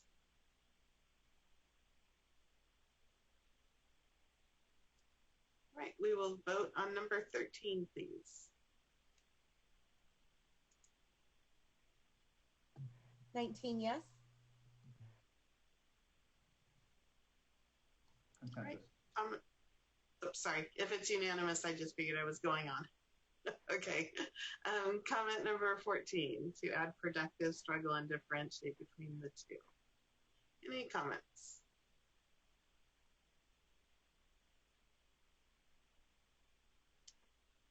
There are no hands, so we'll vote on number 14.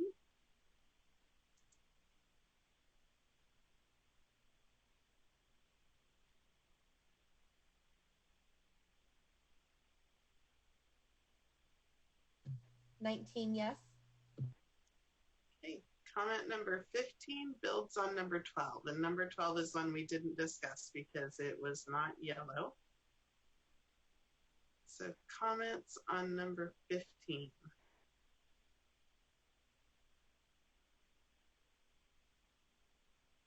There are no hands, so we'll vote on 15, please.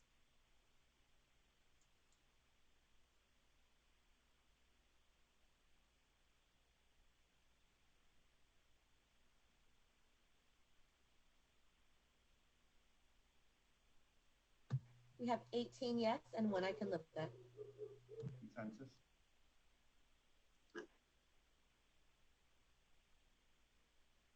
And Dr. Lindeman.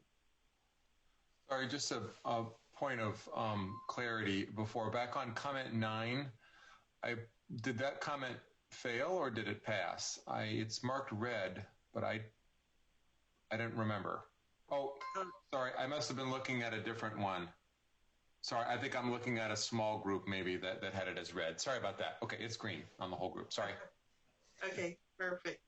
All right, comment number 16 is regarding a public comment. Any discussion around that one?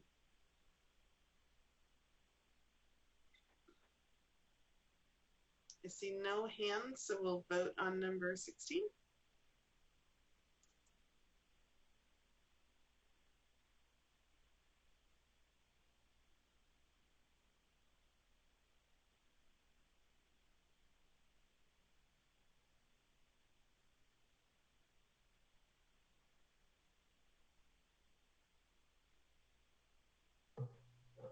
Lindsay, did you want to vote? Sorry. Okay. We have 16 yes and 2 I can live with it. Consensus? All right, comment 17. Any discussion for this one?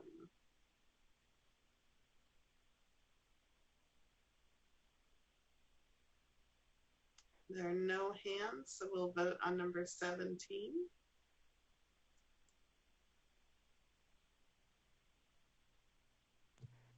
19 yes. All right, comment number 18, also a public comment reference. Anyone with a question or comment on this one? Lori. We also in our Delta group have it as number 21, and the only difference I think between the two is that we added the words at writer's discretion to edit, condense, and integrate into the chapter. I didn't know if, I just wanted to bring that up. Great, thank you. Lori, go ahead. The other Lori. I'd like to withdraw comment 18. All right. Is there any objection to withdrawing comment 18, and we'll consider it in comment 21? I see no hands, so comment 18 is withdrawn. And comment 19, discussion for this one.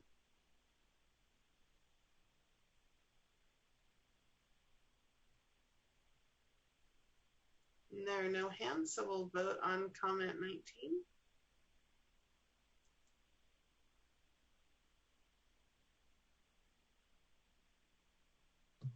17 yes, 2 I can live with it. Consensus? And comment 20. Lori. It has already passed, so I would like to withdraw it. Thank you. Any objection to withdrawing comment 20? There are no hands, so 20 is withdrawn. And we'll move to comment 21. Any discussion around this one?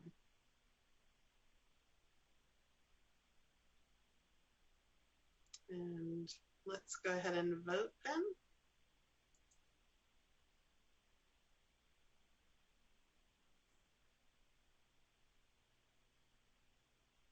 $19 yes. Okay, comment 22.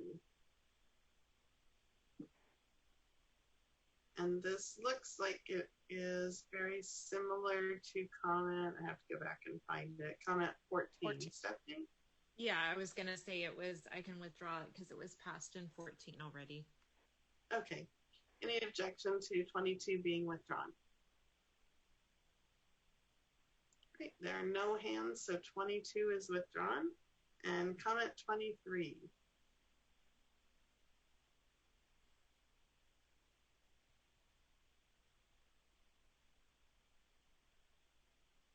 I think it's very similar to comment, yes, it is. Comment 11, which already went through, it was not highlighted. I'm not sure if there's anything in here. And I can withdraw that, Diane. Thank you. You're welcome. All right, any objection to that one being withdrawn? It was a little bit longer than the other one. All right, there are no hands, so that comment is withdrawn. All right, and everybody can take a really deep breath because that was the very last comment for all 13 chapters. So congratulations. Woohoo! All right. And back Excellent to, job. there we go.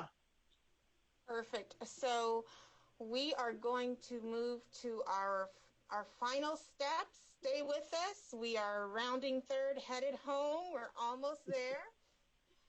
So you've come to just a very important moment in our work on the mathematics framework. And now it is time, Math CFCC, for your final recommendation.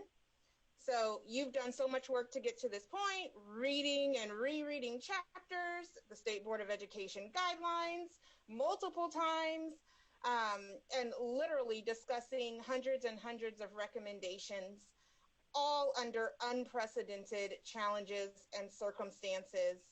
And the work you have done is nothing short of inspiring. So thank you, thank you, thank you. So we have just a few moments left. We want to do we have to do our final recommendations. We have some final acknowledgments. We want to get a group picture, and then we want to tell you next steps. So just hang on with us. Right now, we will do a roll call of the votes to make the recommendation to recommend this draft with the edits agreed upon today to the Instructional Quality Commission. So the question when we call your name is, do you recommend the draft framework to the Instructional Quality Commission with the whole group consensus changes and recommendations from the December 2nd, 16th, and 17th discussions? So they're looking for hopefully a resounding yes, or some other answer, but hoping for that yes, right? So Denise, will you please assist us with that roll call vote? Heidi Spiegler, Yes. Lena Bradshaw, Yes. Erin Fraser, Yes. Lori Firemuth, Yes. Lori Fury, Heck yes. Lindsay Gatfield, Yes. Crystal Gomez, Yes. Janet Hollister, Yes. Lisa Hogerman, Yes. Stephanie Holloway, Yes. Andrew Huffaker, Yes. Janie Kim, Yes. Rebecca Pariso, Yes. Christina Rubalcava, Yes. Theodore Sagum, Yes. Bernadette Salgarino, Opo, and that's in Tagalog. Cole Sampson, Yes. Rosa Saratory, Yes. Diane Wilson. Yes. It passes. Unanimous. I don't know if you can hear that, but let's celebrate. Awesome. So again, congratulations on persevering to reaching this milestone. Take a deep breath. Several meetings ago, I provided the analogy of the framework being in your hands. You have cared for it, developed it, and we appreciate you. And today you have placed it into the hands of the writers and the IQC. And so the entire draft of the framework will be posted 10 days before the IQC's January meeting so that the public, including you, can review the document and send any comments to the Instructional Quality Commission. So while your work as a member of the Math CFCC is coming to a close today, you can continue to be involved in the process as individuals. Before I read the letter of recognition from our state superintendent, I want to thank Constantino Silva and the CFERT team, which includes not only the facilitators that you know very well, but also the behind the scenes work, putting the consensus documents together, coordinating the Zoom, our technology services division, our VSS contractor, for helping us make the shift to virtual on this large scale collaboration project was nothing short of a miracle. We thank you, CFCC, for allowing us the space to grow and innovate and refine this process throughout. And we thank the writers for your diligence in meeting tight timelines and working with us throughout this process.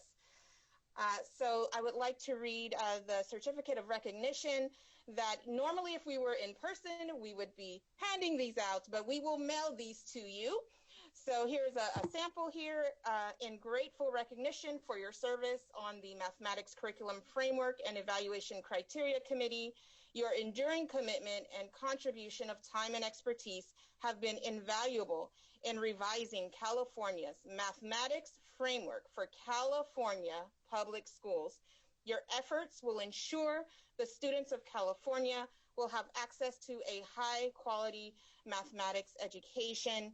I extend my sincere appreciation for your service, State Superintendent of Public Instruction, Tony Thurman. At this time, I would like to also thank and acknowledge our State Board of Education Liaison, Board Member Patricia Rucker and Staff Pam Castleman. Member Rucker and Pam Castleman, would either of you like to say a few words to the committee? I would just like to add my appreciation. It sounds almost trite coming behind the words that Shanine Coates has offered to you all already, but I cannot tell you how amazing and fantastic the work that you have done really is. As a former classroom teacher, this is a guide I really wish I had when I was in a classroom.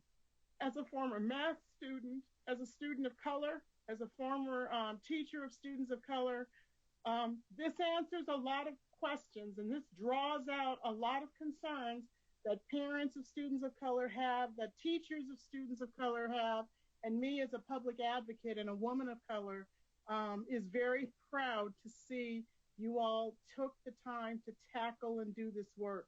If my teachers and my teachers of math had had a framework or guidance like this, while I was a very successful math student, my brothers were not, and they would have benefited from having the opportunity to have teachers who received this guidance. So for me, to see this draft, it really is a very personal and important document to see come out. So thank you very, very much for everything that you did today and over the last several months of this year. Through a lot of trying times and a lot of difficulty, you all persevered and you did what was important. And so we truly do express heartfelt appreciation for what you've done and what was accomplished with this draft. So thank you so very much. And Shanine, this is Pam.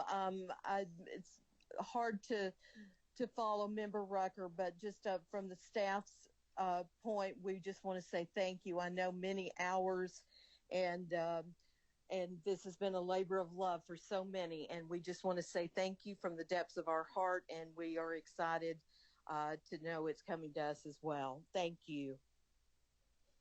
Thank you so much. And at this time, I would also like to thank and acknowledge the Instructional Quality Commissioners who have listened in throughout the process and are going to be also carrying your message on as the IQC deliberates and as public comment is received. So I would like to invite Acting Chair Yolanda Munoz to say a few words as well. Hi, I just want to say out of my heart, thank you. Like Board Member Rucker, I too sat many years as part of the first adoption of the math materials, and just listening to your comments, your deliberations, your passion for this subject matter, it is really endearing. I totally appreciate the discussions on equity to access and the diversity, the ELL input that you all have given. And as a third grade teacher, I am so excited. I am going to be one of those teachers that looks at frameworks, and am happy to hear a lot of the discussions that went on, particularly in number paths. Some people may not understand the number path thing, but I love it, and I thank you for bringing that up. And as you turn this over to the IQC, we too have a passion for mathematics, and we'll also look and have enriching debate on this subject matter. So again, thank you so much for your time. Thank you for volunteering. Thank you for having an impact. You may not know this now, but your work will have an impact on generations of students to come in the state of California. So again, thank you, thank you, thank you. Thank you so much. And before I open it up more broadly to the writing team and to you, the CFCC, I just want to let you know, give you an overview of next steps. So as of your recommendation, you are released from your appointment as a CFCC member. You can now actually talk all you want about the framework with each other. So you're members of the public, but we do hope that you will remain involved in the revision of the math framework. So this slide here shows you next steps in the framework revision process. So we have the Instructional Quality Commission receiving and reviewing the draft framework at its January meeting. Right now it's scheduled for the 21st, but we believe it'll be revised to be January 22nd. So I just wanted to note that potential date change. And then in February through April, we will have our first 60-day public comment period. The IQC will review public comment May 19th and 20th, 2021. And then we'll have a second 60-day public comment period, June through July of 2021. IQC reviews those public comments at its August meeting. And then the SBE, the State Board of Education, will take action on the draft framework at its November 2021 meeting. So then beyond State Board of Education adoption, we'll have our instructional materials adoption. It's an approximately 2-year process that involves recruitment, training of reviewers, the review of the submitted materials, the deliberations. And so we hope that you will consider being a part of that adoption process. And we send out all information on that through our mathematics listserv. So we believe all of you are signed up on that mathematics listserv, but if you're not, we have the information here. You can also contact us at the Math Frameworks mailbox if you need this information again, but this is how you can stay posted and up to date on the work. So at this time, I would just like to open it up to any of the writing team or the CFCC members who would like to have any final comments, thoughts, and wishes before we take a group picture. Well, I'd just like to say on behalf of the writing team, it's a very emotional time all of a sudden for us, and really want to thank all of you. Member Rucker, thank you so much for those amazing comments. The fact that we are this far along and a year ago and all that has transpired in the year, it is an emotional time anyway. But to think that you as the CFCC members, despite having other jobs, we all have other jobs, that we have put this front and center in our lives for the past year over and over again it's just incredible. The fact that you were able to read hundreds of pages of our writing, some of it hopefully pretty good, some of it maybe in need of some changes, and have been able to see at least some of our vision, and we've been able to see some of yours. I mean, I think that is perhaps one of the greatest aspirations, is that when we can hold somebody else's vision for our own. And we really think about that in education, especially when we hold a child's learning as our own mission. I think it's why we got into education. It's why we love it. It's why we see it as the true betterment of society. And so, I just really want to thank you all. I look forward now going into the future with the IQC, which is a little scary, but look forward going into that, the fact that you have had our backs and we've had yours during this whole time, and that this document is better because of it. So thank you so much. And I see a hand from Aris. I just want to say thanks to everybody. I learned so much. It was great meeting everybody and getting to work with everybody. I'm kind of a fanboy with a lot of people that are here, so it was great to meet those people too. So just thanks to everybody. And Lori? Just to echo what Eris had said, I thank everybody. I've learned so much. You've made me stop and think with your comments. I've enjoyed getting to read the frameworks and learning as well. And I know education is better with all of you in it. I'd like to thank the CDE staff who have gone above and beyond. As I said at one meeting, I said, I don't know what you will all now do with all of your spare time when you don't have all of these meetings to plan for. So I just want to thank everybody for your input, your thoughtfulness, and your contributions. And thank you for making me think. Thank you. And Stephanie, I see your hand. Yes, I just wanted to say I was so humbled to be put on the committee to begin with. I was so excited, and the amount of, I feel like even online, the amount of trust that we've been able to build with each other as a group has been super inspiring. And just to see how professionals can work together, it's just been an amazing experience. So I thank each and every one of you in whatever part you played, whether you were on the committee or the writing team or CDE or SBE, all those acronyms. I appreciate each and every one of you. So thank you so much. Janet and then Diane. Yeah, I just want to say that I didn't exactly know what I was getting into when I signed up for it, but I was in need of an adventure. To have the opportunity to watch this document grow over time, to watch our team grow over time was just an amazing experience. And I particularly want to say thank you to my small group, because I often couldn't quite say what I wanted. And so I would get something out, and then as a small group, we all worked together to polish and make things a little bit more coherent than the way it first came out of my mouth. And so I feel blessed to have gotten to know all of you. And I hope someday I get to run into you folks actually in person at a conference or some other place. So love you all.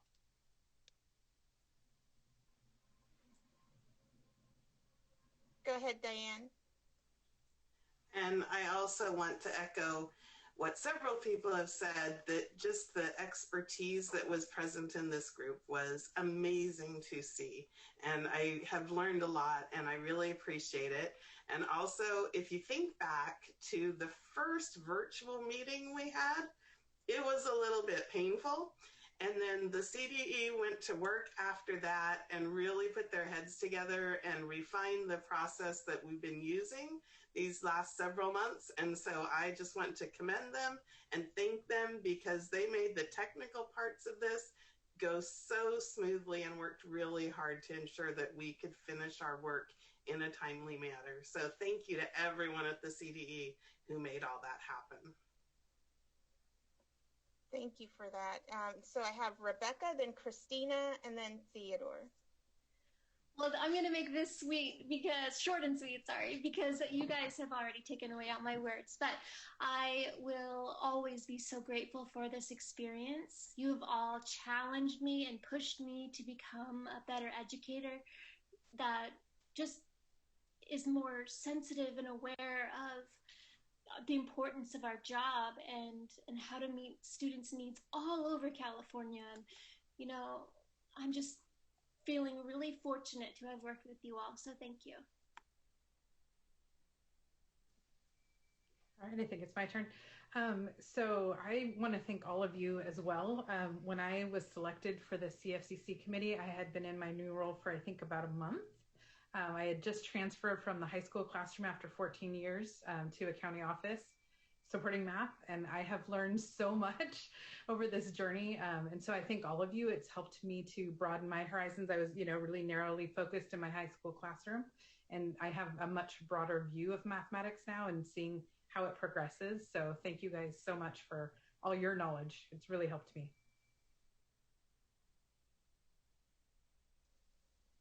And then I have Theo next. So in the process of becoming Janet's best friend at CMC North about 3 weeks back, it occurred to both of us that we'd been robbed of a little bit of camaraderie by the pandemic. I can speak to all of the connections that I made during the last framework committee. So I did, or I'd like to employ the support of CDE to possibly help us perhaps exchange emails. How might you all facilitate that process so that we can connect with each other? Yes, so we will help you facilitate the process. We'll send out a message to help for those that would like to have each other's contact information, and if you don't want to, that's fine, but we'll help facilitate that for you all. And then we have I have Bernadette and then Rosa. In Tagalog, maraming salamat. In Ilocano, agyamanak. Thank you so much. I've grown so much, and I'm really, really humbled to be part of this group again. I was at the 2013, and this 2021 is just amazing, even if we've done it virtually. Virtual hugs, and I wish you so well because, yes, from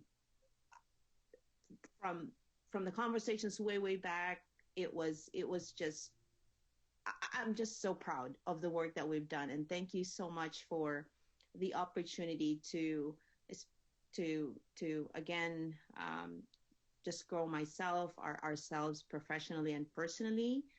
Thanks to Delta Force, my Delta group, because at some point you have helped me as well in improving a lot of the things that we would like to bring to the writers as to how we can improve our work. So thank you so much, and God bless us all.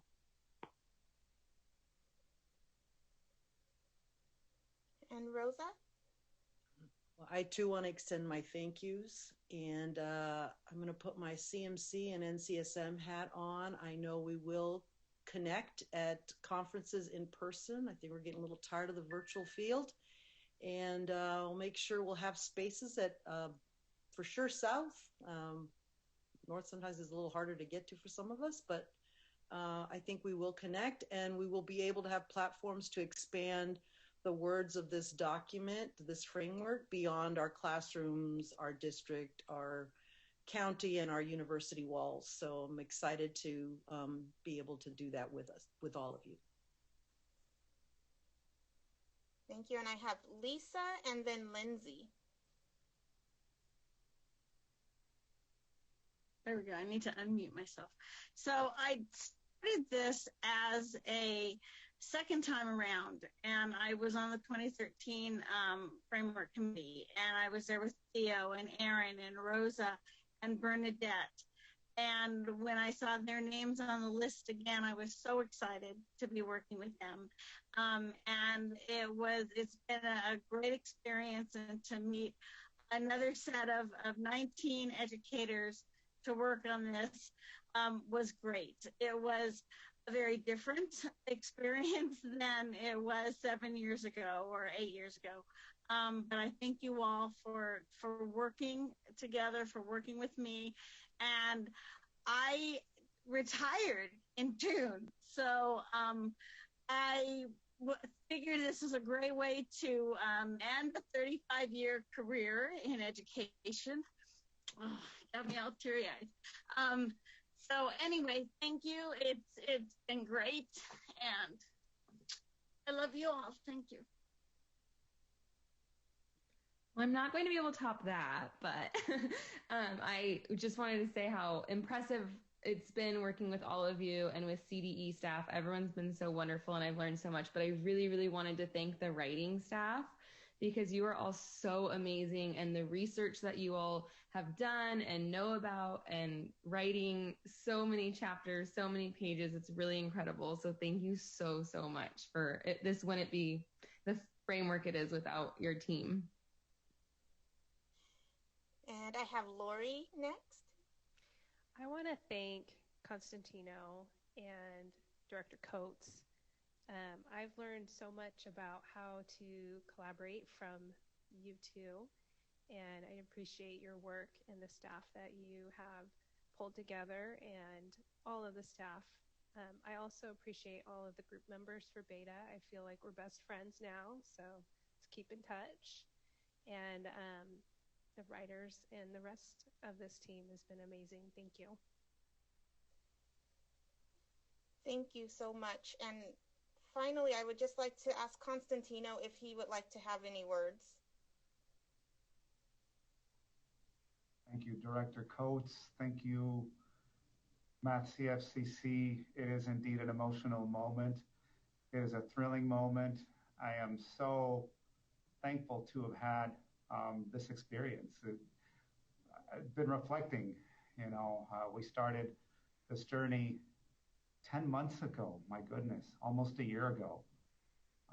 And when everything happened with the pandemic and we didn't know where we were going to land in terms of how we were going to complete this work, I just want to thank you all for your flexibility, for your dedication to this work, because it takes two to tango, right? We proposed a certain method of working, and you helped us refine it.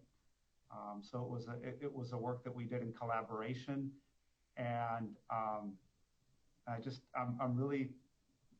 feel very satisfied that we hit that sweet spot where we were able to carry out the work that we had to, but that we also did it in such a way that it was responsive to your needs and that it helped you carry out your work in a thoughtful and just effective manner. I just want to thank you. We couldn't have done it without you. And so here at the department, we are removed from the front lines. We're not in the classrooms anymore. And that's one of the things that I miss a lot. And these experiences with all of you that are on the front lines, you're so enriching to us, like you don't even know. So thank you for everything that you have done. Thank you for all your work. Thank you for who you are, and all the best to you going forward. Thank you. I couldn't have said it better. So I think all the words have been said. The last thing we have to do is take a group picture. So there's a couple of pictures I'm thinking we can take. I know one of the small groups took a picture, but I don't think all of them did. So I have a quick plan for this. So Constantino, if we could stop the screen share so that way I can have the full Zoom. So our first picture, so we're going to take a couple. The first picture, I would like it to just be all of the CFCC members. So, because what I'm going to do a little snip. So I'm even going to turn off my camera so that I can snip this.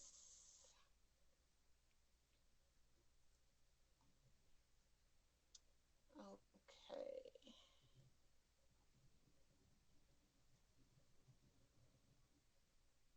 Perfect. And so now the next picture, if we can, will be alpha. So if you're not alpha, if you could turn off your camera and just give me a moment as I make sure I'm saving everything.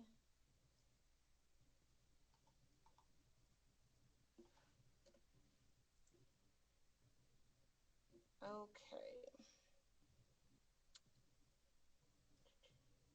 Let's see how now looks like. Okay, Alpha, I'll give you a count. I see I didn't give the whole group a count, so we might have to do that one. Here we go. 1, 2, 3. Perfect. So Beta, if you could turn on your camera.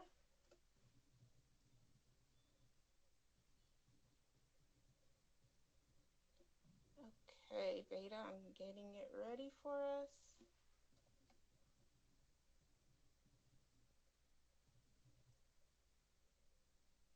Okay, here we go, Beta.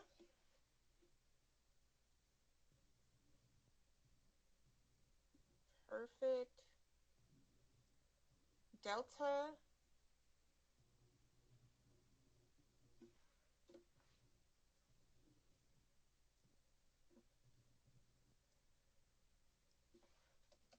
You guys are pros. We might have to do a little bit of help with them, but these are going to be at least good keepsakes for us. Okay, so Delta, here we go. 1 second.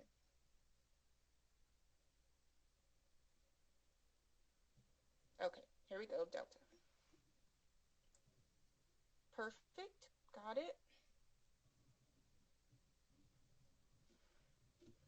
And if we could just do one more whole group with everyone, including the writers, we'll try to see if we can get everyone on the screen, including SBE, everyone that's been involved in the project, CDE, if you would like to join. This will be in two groups because I know we don't all fit on one Zoom screen, but I'll do two pictures. And then we'll figure out a way to merge them.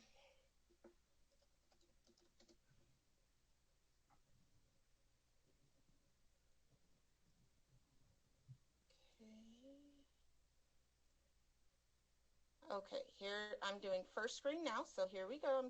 I'm snipping. Perfect. 1 second.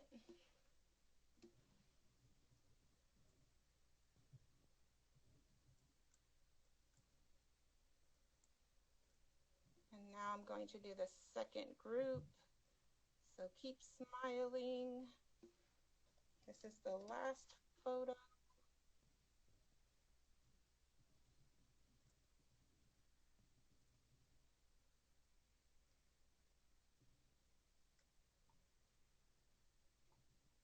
Perfect.